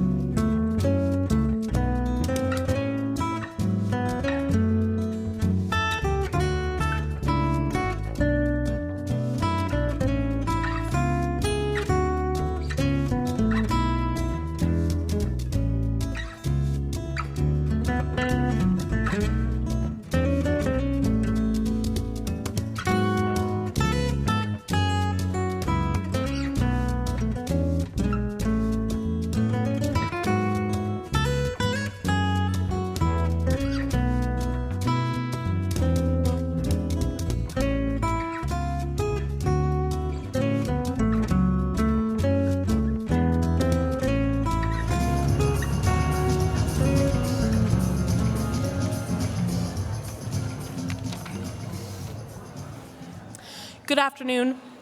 My name is Hannah Beck, and I am a 2015 Peace Scholar from Augsburg College in Minneapolis.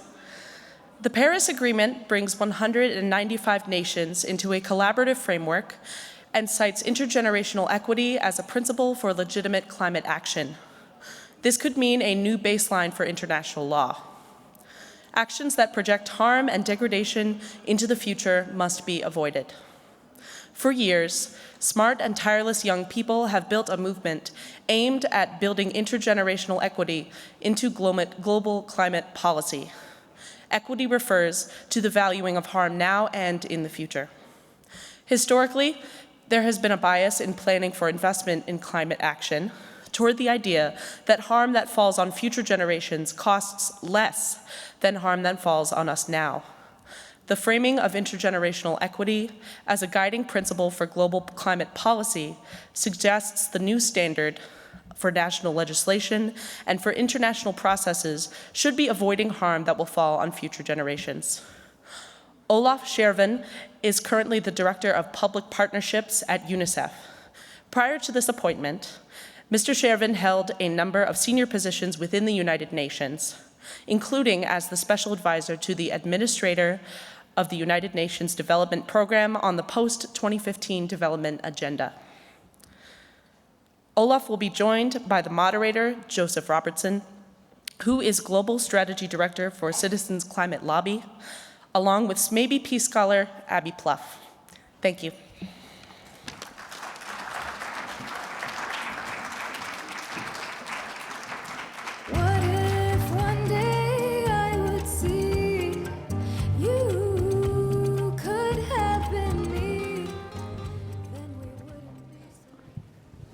So welcome, and thank you, Olaf and Abby, for being here with us.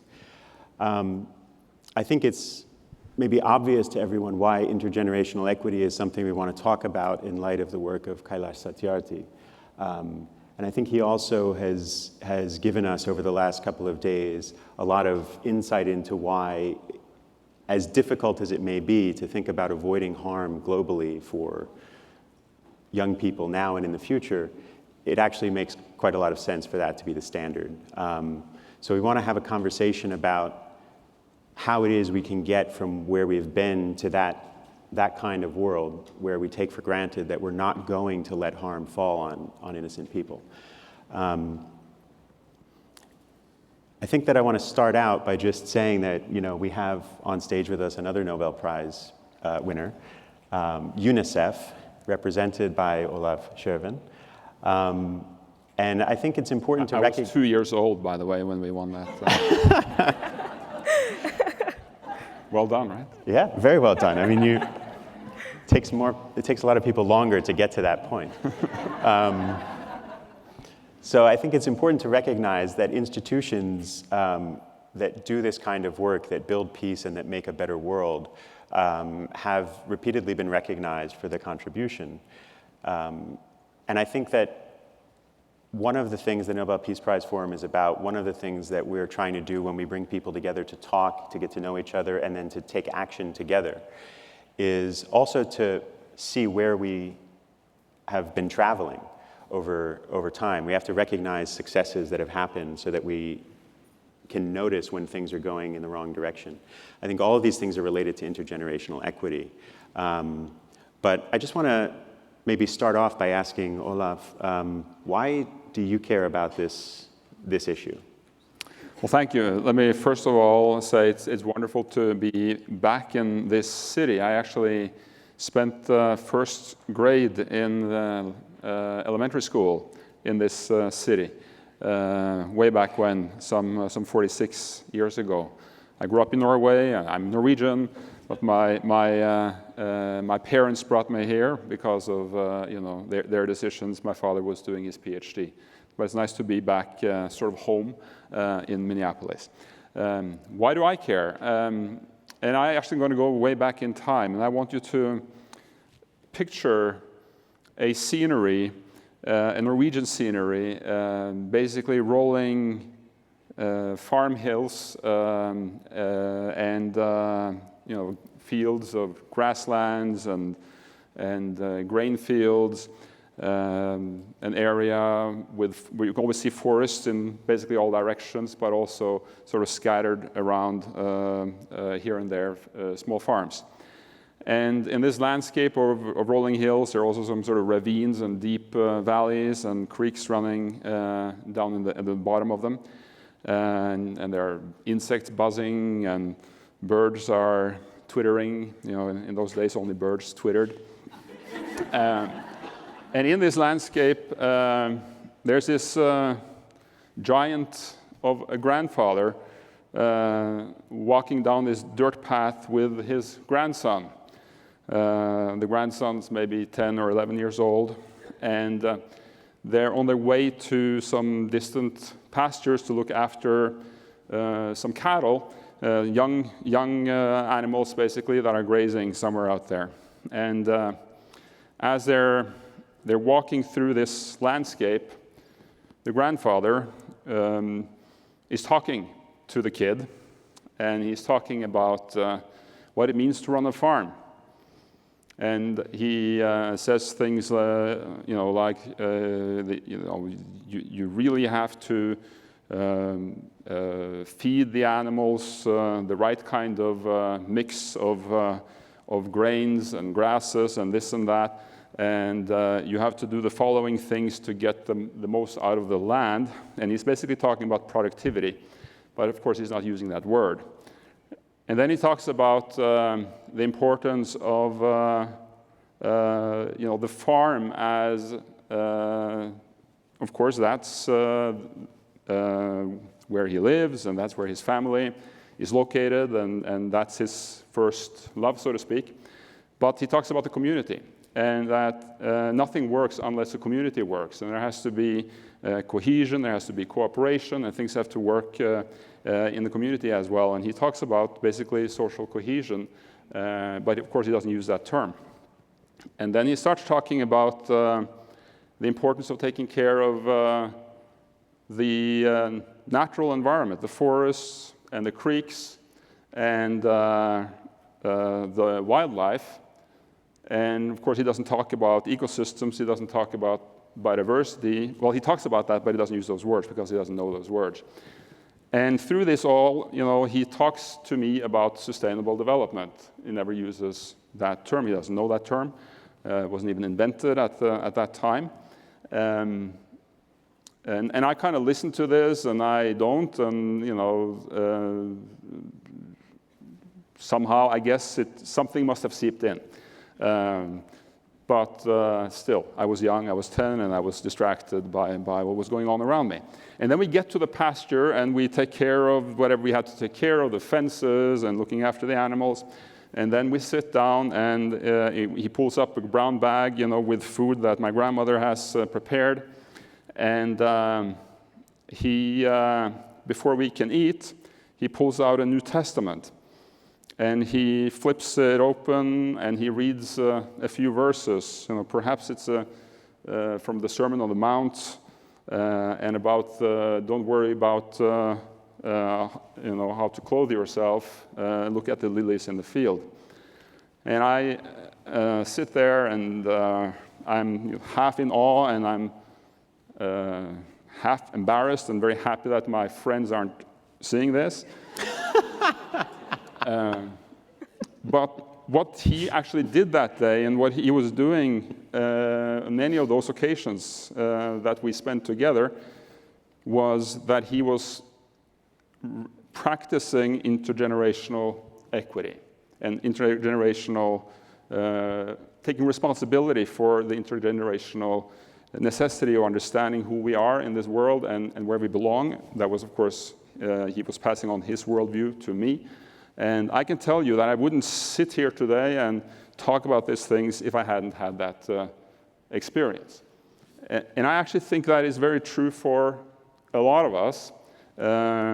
We go through life, we sort of, do our things, we go to school, we decide to focus on this or that or the other, and we somehow try to find a career in life. But when we really think about it, and I actually didn't think about this until 5 or 6 years ago, where did it come from? You realize that it came from something quite deep and perhaps spiritual, emotional, something way back in childhood. And here I am working for UNICEF, which is all about children, and I guess I'm still trying to somehow connect the dots. Great. Wow. A very complete picture. And I think it's also, I'm glad that you mentioned identity. You're talking about who we are, right? And you've said that part of your grandfather's practicing of intergenerational equity was to recognize that knowing who you are is something that needs time and needs cultivation, and that this should be shared, that process. We heard from Kailash Satyarthi that one of the challenges in how we govern our world, how we make decisions about who gets to play what role and whether people all have the same rights, is that we have insecurities that cause us to be fear-based instead of to empower ourselves, empower others. And he said that it's partly because we're afraid of our own identity. We seek our identity in something else, and that might be strength or some kind of practice that's not good for people. But are you saying that intergenerational equity is partly about who we are, is what kind of people we want to be? Or is it just the sharing that you're focusing on?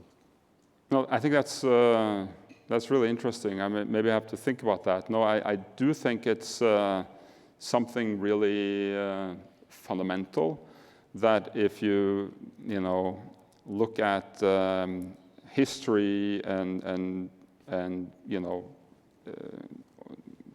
the cultures of this world and their histories and the ancient traditions, you can sense that responsibility is actually embedded quite deeply in us. I think there's something about the modern world and kind of the acceleration that we've all experienced and that we're part of and that we're product of the last 100, 150 years has dimmed that understanding that I think was probably much more powerful before, of the responsibility to make sure that we maintain things to the betterment of and for the sake of those who come after us. Of course, you could argue that the progress that we've seen in so many areas of our existence over the last 150 years, in a sense, is a counter-argument, that we are now so good at solving problems that we shouldn't worry about the future because the future will take care of itself.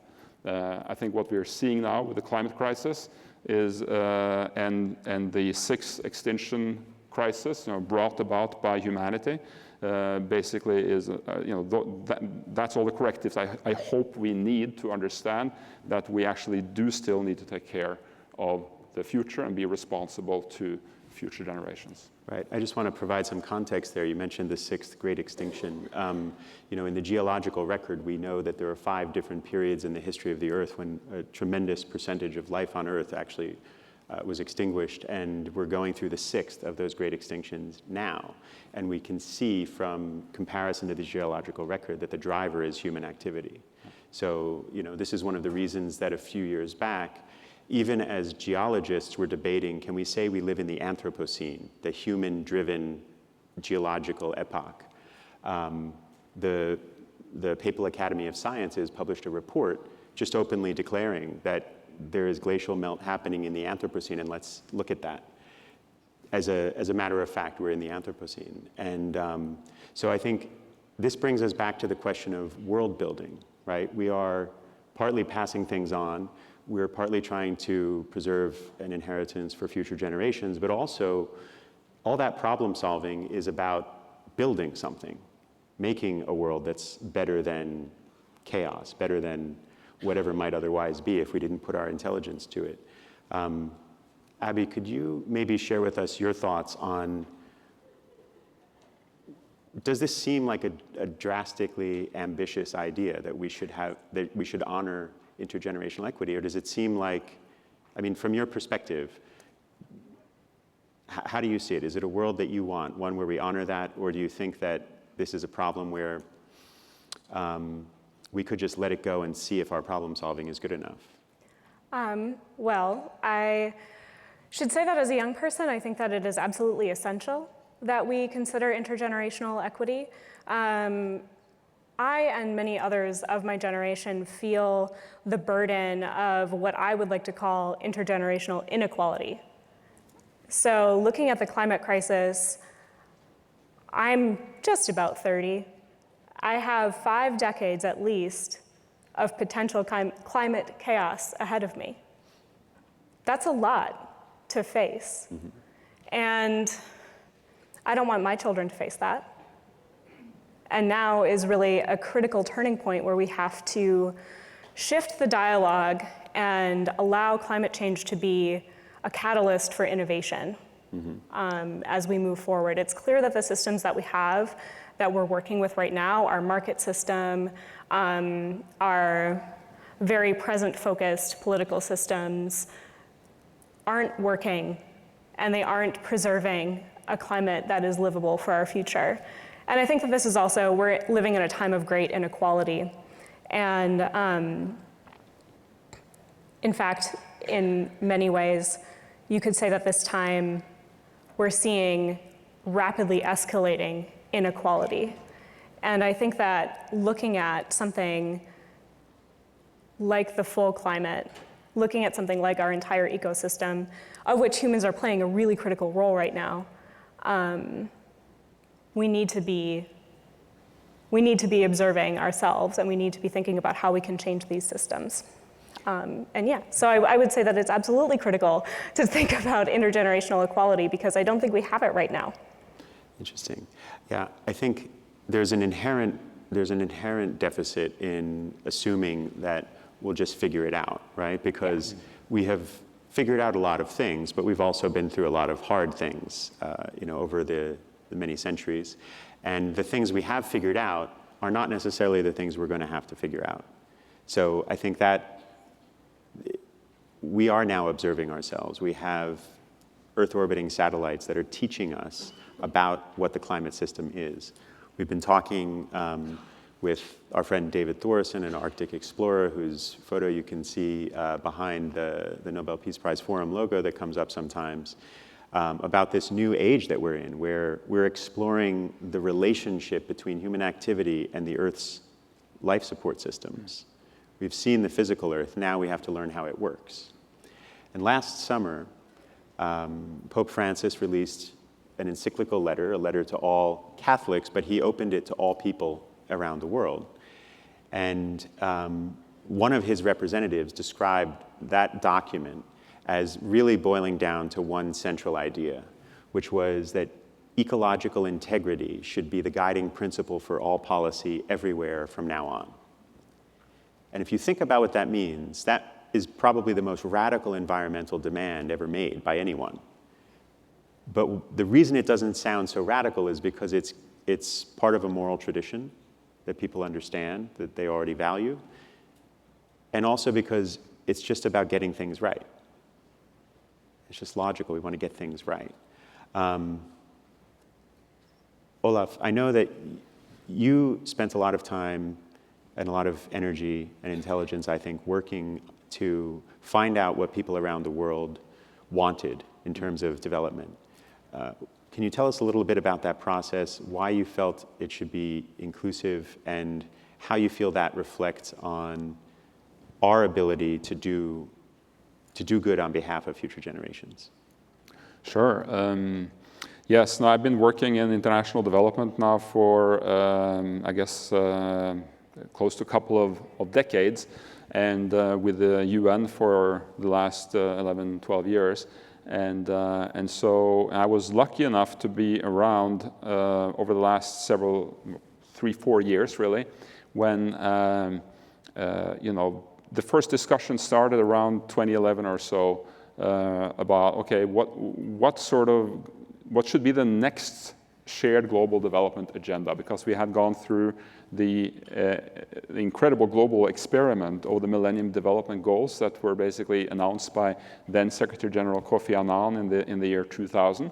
There was no decision, no negotiation and no consultation, with the global citizenry or complex negotiations at the UN or anything. It was just announced, and by some miracle, they were accepted. And somehow they became, I think, much more important than people ever thought they would be, these 8 Millennium Development Goals. And they were, the timeline was from 2000 to 2015. And there we were in 2011, and conversation was starting to occur. What are we going to do after 2015? This is when I and a few others, looked at each other, and we realized that we couldn't possibly pull off what Kofi Annan pulled off a second time. Not only couldn't we do it, but we shouldn't. It's not something that you can do twice, because now everyone knew how important the MDGs had become, and people would want to be part of a discussion about the next agenda. We knew that UN member states, governments around the world, would not want a chance passed to shape this agenda. But we also thought that, it's not good enough just to have yet another negotiation at the UN where governments kind of bicker among themselves, and then before you know it, you have a lowest common denominator. And what about people around the world? And so we basically there and then decided that we were going to do something that had never been tried before, which was to take the first words, the first 3 or 4 words of the UN Charter seriously. We the people. You know that phrase very well because you have it in your own, I guess, Declaration of Independence. And that's where it came from. We the people of the United Nations does not say we the member states. But those 3 words had never been taken really seriously about the UN. It had always been mainly or almost only about member states. So we said, now let's open this up. Let's invite people all over the world to take part in a global conversation about the world we want. Let's find out what sort of world people want to live in. And let's have that influence the negotiations. Now, that's easier said than done, but we figured out a way to organize this and to set it up in such a way that it actually fed into the multilateral negotiation process that unfolded over a couple of years, starting in early 2012. And I'm convinced. At the end of the day, millions of people, we estimate that some 8 to 10 million people participated in this process and gave their voice, and we were able to aggregate this into reports that informed the negotiations, and people stayed engaged and followed what happened in these negotiations. It did not happen behind closed doors. And I'm totally convinced that this kind of saved it, because the country's governments knew that people were following it, and that they had expressed ambition. Another very interesting thing here was that a lot of people told me, this is a ridiculous project, because if you ask 1 million people about what sort of world they want, you'll get 1 million answers. What are you going to do with it? And it turned out that it's true that if you ask 1,000 experts, you'll get 1,000 views. If you ask 100 international organizations, you'll get 100 different views. If you ask 7 million people, it's the same 7 issues that pop up over and over and over again all over the world. So actually, people around the world have a fairly clear idea of what's important. And it was an ambitious agenda that emerged from that consultation. And by presenting this then to all these governments that were negotiating, all these seasoned diplomats, like the Norwegian ambassador who was sitting here earlier, tough, seasoned, doesn't give anything away if you can avoid it. People were able to raise the bar, and governments actually agreed on something that is incredibly ambitious. I think there's a huge lesson here for the future, and I hope for the UN's sake that we will always, in the future, have that we the people's track into these kinds of negotiations to shape a better world. Really wonderful. I think, first of all, it's so commendable that a group of people decided they were going to try to open up this kind of process, because there's so much kind of inertia driving things to stay within the walls, to stay within governments only having a right to have a say. And your interpretation of the outcome of that process, the My World process, was that people's voices made their governments more ambitious. Mm. Governments wanted to perform. Yeah. They wanted to show they could do this. Yeah. I think that's really interesting, because I think that, in Paris during the climate negotiations, there's a basic fact. 195 countries agreed that they will end climate change together. And in that document, intergenerational equity is listed as a guiding principle. It's not listed as a narrow concept applicable only to one issue. It's not listed as something that might be chosen by some. It's listed as a guiding principle that all 195 nations should live by. And so this has been agreed. This is now part of the body of international law. But if we don't challenge governments to meet that standard, maybe they won't. Abby, what are your thoughts about the role that young people should play, young people of any age, in simply being able to communicate that that ambition is important? Well, I think that young people have to be at the table. And I do know that at the Paris negotiations, you had mentioned in the discussion this morning that there was actually a mock negotiation that young people participated in at the Paris agreements, where young people could come to an agreement, and those things that cannot represent themselves at the table were present. So oceans or different biospheres were represented by young people. And I think that that's really important to just even have those voices at the table. I also think that there's kind of this essential shift that needs to happen, because a lot of the people who will be feeling the most intense challenges of climate change are very young, were born this year. Mm-hmm. They can't come to the table, they can't. And I think that we need to shift our understanding of growth into more sustainable. So what I mean by that is that we have this growth economy right now where we are all trained to continue producing more, continue using more of the Earth's resources, continue operating as if the Earth has an infinite number of resources and we can just keep growing our economies, but it doesn't. A lot of people think of water as an infinite resource, and it is not an infinite resource, and many nations are struggling with water right now.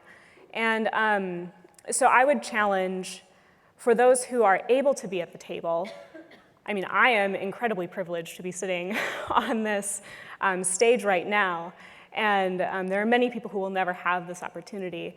And so for those who do have the opportunity to be at the table, I challenge people to begin thinking about this in terms of economies of sustainability, not economies of growth.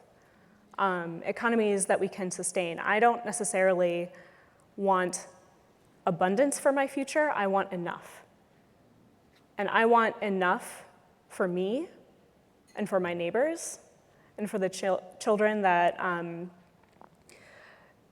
are coming out of slavery in India. I think that we can look at all these people and all of this inequality, and the idea of growth and me continuing to grow my personal wealth isn't the important one. anymore. I mean, yes, I want to have enough, right. But what does enough mean now? You're in the Mall of America, come on. I mean. I thought it was a very funny place, actually, to have a conversation about climate change, the Mall of America. Well, maybe that's the lesson, though, is that, first of all, what enough is different in different places, right? Yes. And also, if we have a mindset that this is what I'm going to do now, my transaction, my activity, my enterprise is this little rectangle, but there are actually things I don't want to deal with. I'm going to put them over here. And I can get away with that. Nobody's going to notice for a little while. Mm-hmm. If we're all doing that all the time, and at the same time that drives this complication where we have to keep finding more within that particular kind of behavior, climate change is one of the things that comes out of that by putting costs aside and letting them fall on those who might come along to deal with it. I think it's very arguable that so is slavery. It's something we should have left behind a long time ago. Yes. We were talking earlier about how water is salient, right? It is a fundamental issue in all of this. We heard Colonel Mickleby say earlier that we've always been fighting over water. The word rivalry comes from that.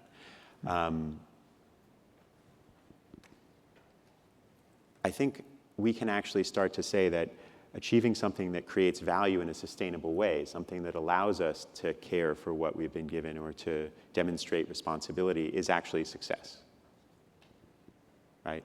I want to just share something with everyone here so we can think a little bit about what it's like when people start to connect and we get a human picture. It's a global knowledge graph of climate, peace, and security issues. And this global knowledge graph, which might come up in a minute, there it is. So it looks like this incredibly complex constellation of forces, right? And it's quite dynamic. This is what you get when you feed a number of terms into essentially a knowledge engine that can find connections between sources of information across the world.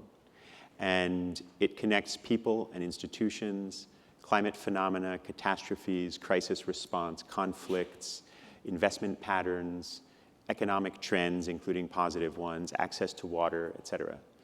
And we can create this. We can actually start to visualize abstract human interactions.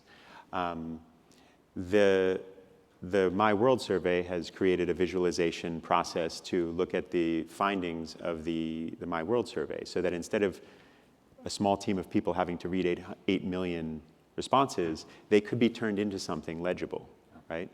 How important is it that we keep finding ways for people's voices to feed into a sort of global fabric of knowledge that helps decision makers decide what to do? I think it's incredibly important. I mean, I think a fundamental weakness of kind of the whole institutional setup that we have today for dealing with issues at the global level is the weakness of accountability, basically. We haven't caught up with the enormous challenges that we have basically created, certainly not yet. Mm-hmm. And yeah, while we have, of course, institutions in place at the national level, by and large, there's a certain candidate in this country that doesn't seem to get the importance of that fully.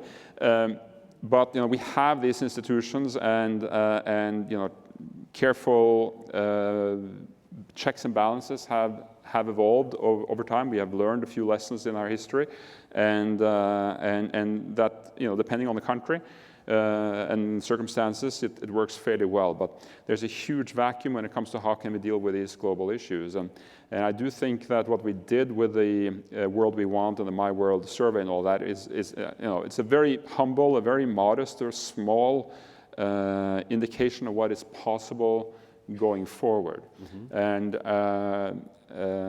I think there is an enormous opportunity now, both because the technology exists, both in terms of how we gather information, how we analyze it, and then present it like you're doing here, to actually create social accountability by letting people around the world tell us how things are progressing. You know, at the UN, there will be reports produced by governments over the next 15 years that will tell their story as to how wonderfully they're doing in implementing these Sustainable Development Goals, just like they did for the Millennium Development Goals. What we need is a second opinion. We need that we the people's verdict as to do we think we're making progress? And you aggregate that country by country, and you have because we can do this now, if we work with powerful partners like in the telecommunications industry, in the technology industry and so on, and in terms of data crunching and whatnot, we can in fact create that story, that global story where people around the world tell policymakers and tell governments, this is how we think you're doing. And if you do this well, you will create an enormous force of social accountability. I think also the Paris Agreement and what came before in terms of the actual convention talks about participation of citizens, global citizens, creates another huge opportunity. And we should really try now to leverage the power of the technology that's out there, the fact that we already did something successful with the My World and the World We Want, what's in this new agenda with these SDGs, a universal agenda that all countries have agreed to, and what's in the Paris Accord to do something very important. And I feel, is there anyone here from UNICEF headquarters? Anyone from our board? No, I guess that I'm going to ask you for some help, okay? If you promise not to tell anyone from headquarters that I ever did this. I think this forum, and supported by the Nobel laureate Mr. Satyarthi, should basically request the United Nations, and including UNICEF, to please, for the sake of intergenerational equity and for the sake of the future that we all depend on, create this kind of social accountability mechanism where the voice of the future, today's children and the future yet unborn children, can actually speak to us about the world they deserve to live in. Yeah? Do that for us.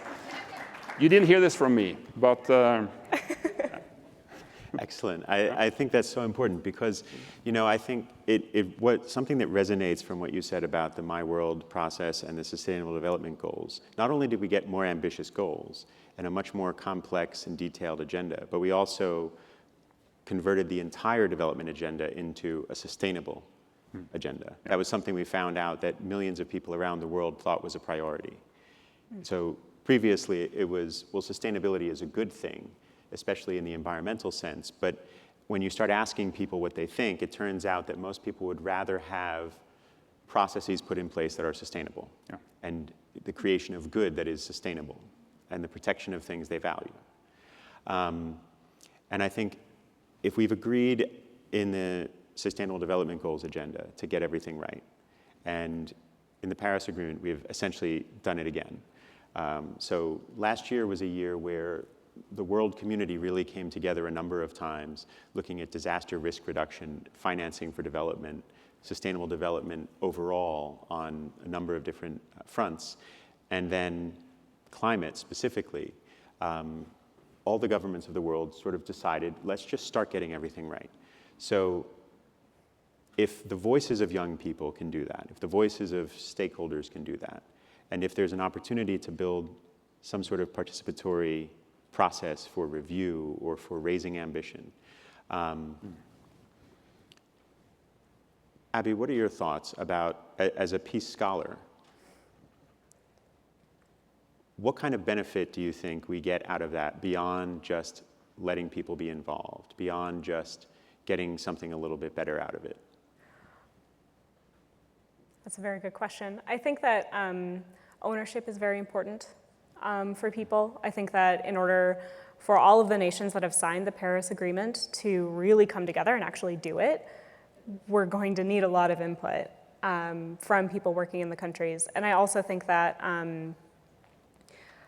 that will bring, peace is all about people working together for a shared goal, for a shared humanity. And I think that this is one of those ways that we can facilitate that. I also think that it's one thing to put it on paper, and it's an entirely different thing to do it. And we're going to need a lot of people to do it. Mm-hmm. And I think that bringing people into the process is going to be absolutely essential.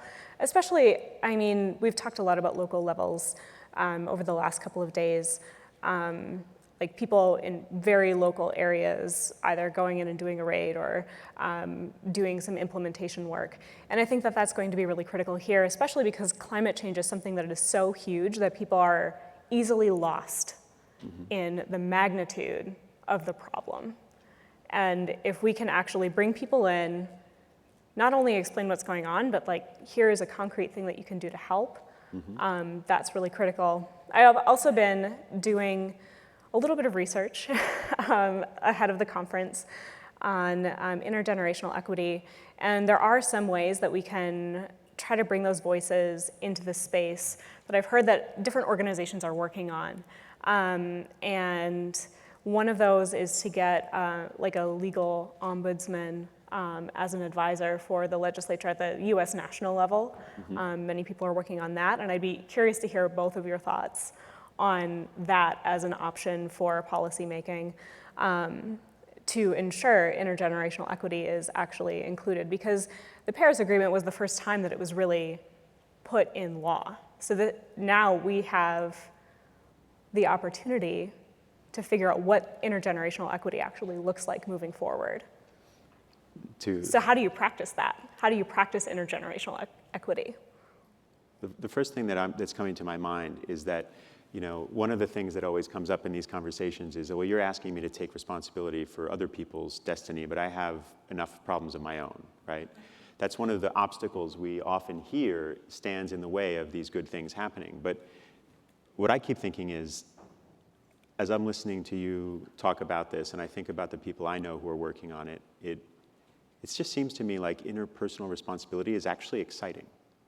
Exactly. It's exciting to have a community of people that you work with and that respect you and that you can trust. And it's exciting to be part of a society that can empower people and protect their rights. And if you can bring that into other people's lives, that's maybe even more exciting, right? Yeah, and I would also think that, so we all need clean air, right? So in that sense, preserving our clean air and our clean water resources for future generations only serves ourselves as well. So I think that we kind of have this nebulous responsibility to one another for like our selfish sakes and for the sake of future generations. So it's not like an or situation, you know, like it's not like my prosperity or their prosperity. It's all of us. Right, you know, one of the conversations that kind of happens alongside of the discussion of climate change specifically, or environmental protection, is human ecology, right? So that's partly the ecology of how we interact with each other, but also how we interact with the natural world. And if we're trying to do the things we do every day on the one hand, and then we're also trying to do things that express interpersonal responsibility on the other hand, that might actually be a longer road to success, a more difficult road to success, where we've created complications and then we have fallout, right? And you know, on April 22nd, the Paris Agreement was signed at the United Nations headquarters. And there were a group of kids who kind of took the floor of the General Assembly at the UN in New York. And they were there basically to say, it's our future, but it's your choice. You have to make decisions for us, and we're urging you to make good choices. I know, Olav, you have a connection to that event. What does that mean to you, that opportunity happened? I mean, for me, it was incredible. I mean, it was powerful at many levels, because it was, there's a picture. It was the culmination of this incredibly difficult journey of a couple of decades to get this agreement signed, and then to have these young ambassadors for the future in the room, and reminding the leaders in the room why they were there and why they were doing what they were doing it was beautiful. And for me personally, it was an extra special moment because my daughter was in the room as well, one of those kids basically. And I'm not going to take too much credit for this, but somehow she decided a couple of years ago that she would dedicate some of her time to the issue of climate change, and she's part of Model UN and helped to organize a Model UN conference at her school. And I think that was, I guess, the reward she got was just that she could be in the General Assembly Hall when this agreement was signed, and of course I was sitting there all teary-eyed and thinking about my grandfather, and that kind of quite emotional. But I do think that it's very, very important to strengthen that intergenerational connection in the work we do. And that's also why I think we in UNICEF have a particular responsibility, because UNICEF is kind of a here and now organization. There are so many kids suffering out there, and we want to do as much as possible to save the lives of children and make their lives better in the here and now. So we haven't always thought very much about the future or about sustainable development, these broader issues, and what are the underlying drivers of problems in the first place. We've been so busy trying to save these lives. But before Paris, we came out with our first report on climate change, and under the title, Unless We Act Now, which kind of brings across both the urgency as well as that it's about something that will get even worse going forward unless we do act now. And I'm proud to say that the organization is gearing up to make sure that our programming, whether it's in water and sanitation, or it's in health and nutrition and the other areas where we work, we're integrating climate change, and we're also stepping up our advocacy. But I don't think we're anywhere near where we need to be when it comes to seeing children and young people as actors in their own right with their own voice, and helping bring that voice into the global discussions. Which gets me back to the secret deal I just made to you some minutes ago, that we need help to actually step up to the plate and play our role. I mean, we can connect to literally hundreds of millions of kids around the world through our networks, the fact that we work through the schools and so on. We need to use that capacity and that capital and that network to the utmost for the future. That's really excellent. I love the ambition of what you're talking about. But again, I think for me, the reason I'm here talking about this with you is because this is an ambitious problem that seems to be actually just the reasonable thing to do. That's right.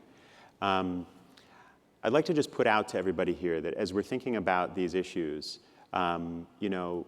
people around the world are being put into unstable situations where they become not just victims of a crisis or refugees who have to move from one place to another, but they're being put into situations where they become prey, where they are preyed upon by networks of organized criminal syndicates who seek opportunity to prey on human beings. That is the collapse of civilization. And I think that we should take it seriously, not just in a moral or spiritual sense, but we should take it seriously in a very practical sense when Kailash Satyarthi says that if one child is subjected to that, we do not live in civilization. We cannot say that we are a civilization if we allow that to happen. And so I think maybe there are two things we're discussing here. One is we're discussing the right of future generations to be well treated, to be respected, but also of people who are outside of the places where decisions are made to have a say in how those decisions are made. We're talking about, can people make decisions about policy when they are not officially empowered to do that? I'd maybe just like some closing remarks from each of you on your thoughts about how does it look when young people around the world, maybe 500 million young people, through UNICEF or through some sort of integrated process, can have a say and say, this is what we want you to do. Abby, why don't you go first? What it looks like? Yeah. I don't know. It would be unprecedented. I think it looks like hope. I think it looks like, you said, the reasonable thing to do. Mm-hmm. Yeah, I agree. And the image that's in my mind is, and I remember when we were doing, the My World and the World We Want, and we presented the results to these seasoned, tough negotiators in New York. We did all these sessions, meeting small and big and whatnot. And I remember distinctly one of these open negotiating sessions where one particularly seasoned diplomat from a particularly difficult sometimes country, I'm not going to name it, said in the middle of this discussion that on a particular thorny issue in the Sustainable Development Goals that had to do with peace and democracy and governance and accountability and so on, his government changed its mind about the importance of having that goal in the agenda because of the results of the consultations in their country and the global survey that showed how important this was for people. That's what it looks like to me. Excellent. I think that's a really wonderful way to close this session. And I just want to make one remark, which is that you told me earlier, Olaf, that your father was here studying poetry. Yeah. That's right. And you mentioned Robert Frost. That's right. And I think that maybe a lesson from this entire multi-day forum, this Peace Congress, is that he said that the road less traveled, he took the road less traveled, and that has made all the difference. Right? The fact that something hasn't been done or that it seems like a newly ambitious thing doesn't mean we shouldn't aim for it. This might just be the most rational thing we can do. Yeah, I agree. All right, well, thank you. Thank you both for being here. Good. What if one day I would see you could have been me? Ladies and gentlemen, please welcome Eric Schwartz, Dean of the Humphrey School of Public Affairs at the University of Minnesota. One day they came for me, or even worse for my family.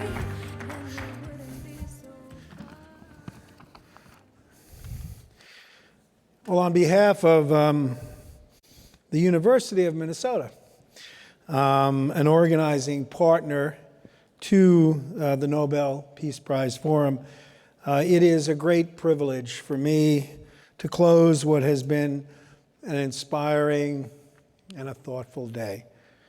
We focus today on Kailash Satyarthi's call for globalizing compassion, including doing business with compassion. We explored some of the complex global interactions between human and natural systems that make climate change a threat multiplier, making people from all walks of life vulnerable to economic collapse, to forced migration, to trafficking. We heard the personal story shared by Rocky Peter, who, as a child, was denied even the right to dream, enslaved, invisible, and forced to give up his childhood. His story is a lesson in the power of perseverance and positivity. The Nobel Peace Prize Forum has brought us all together, not only to share stories of people doing good, but to expand the reach of their works, to build new connections that open the space for progress through dialogue, through smarter planning, through more empowered human development. I'd also like to extend a particularly warm word of thanks to Executive Director of the Nobel Peace Prize Forum, Gina Torrey, and her deeply, by all means, and her deeply committed team who have brought us all together for meaningful conversations. I would also like to extend a special thanks to all of the forum's peace-building partners, speakers, delegates, for your time at this year's Advancing Kailash Satyarthi's Vision of Globalizing Compassion. So, if I may echo the sentiments of our honoree, everyone, let us march, let us globalize compassion, and thank you.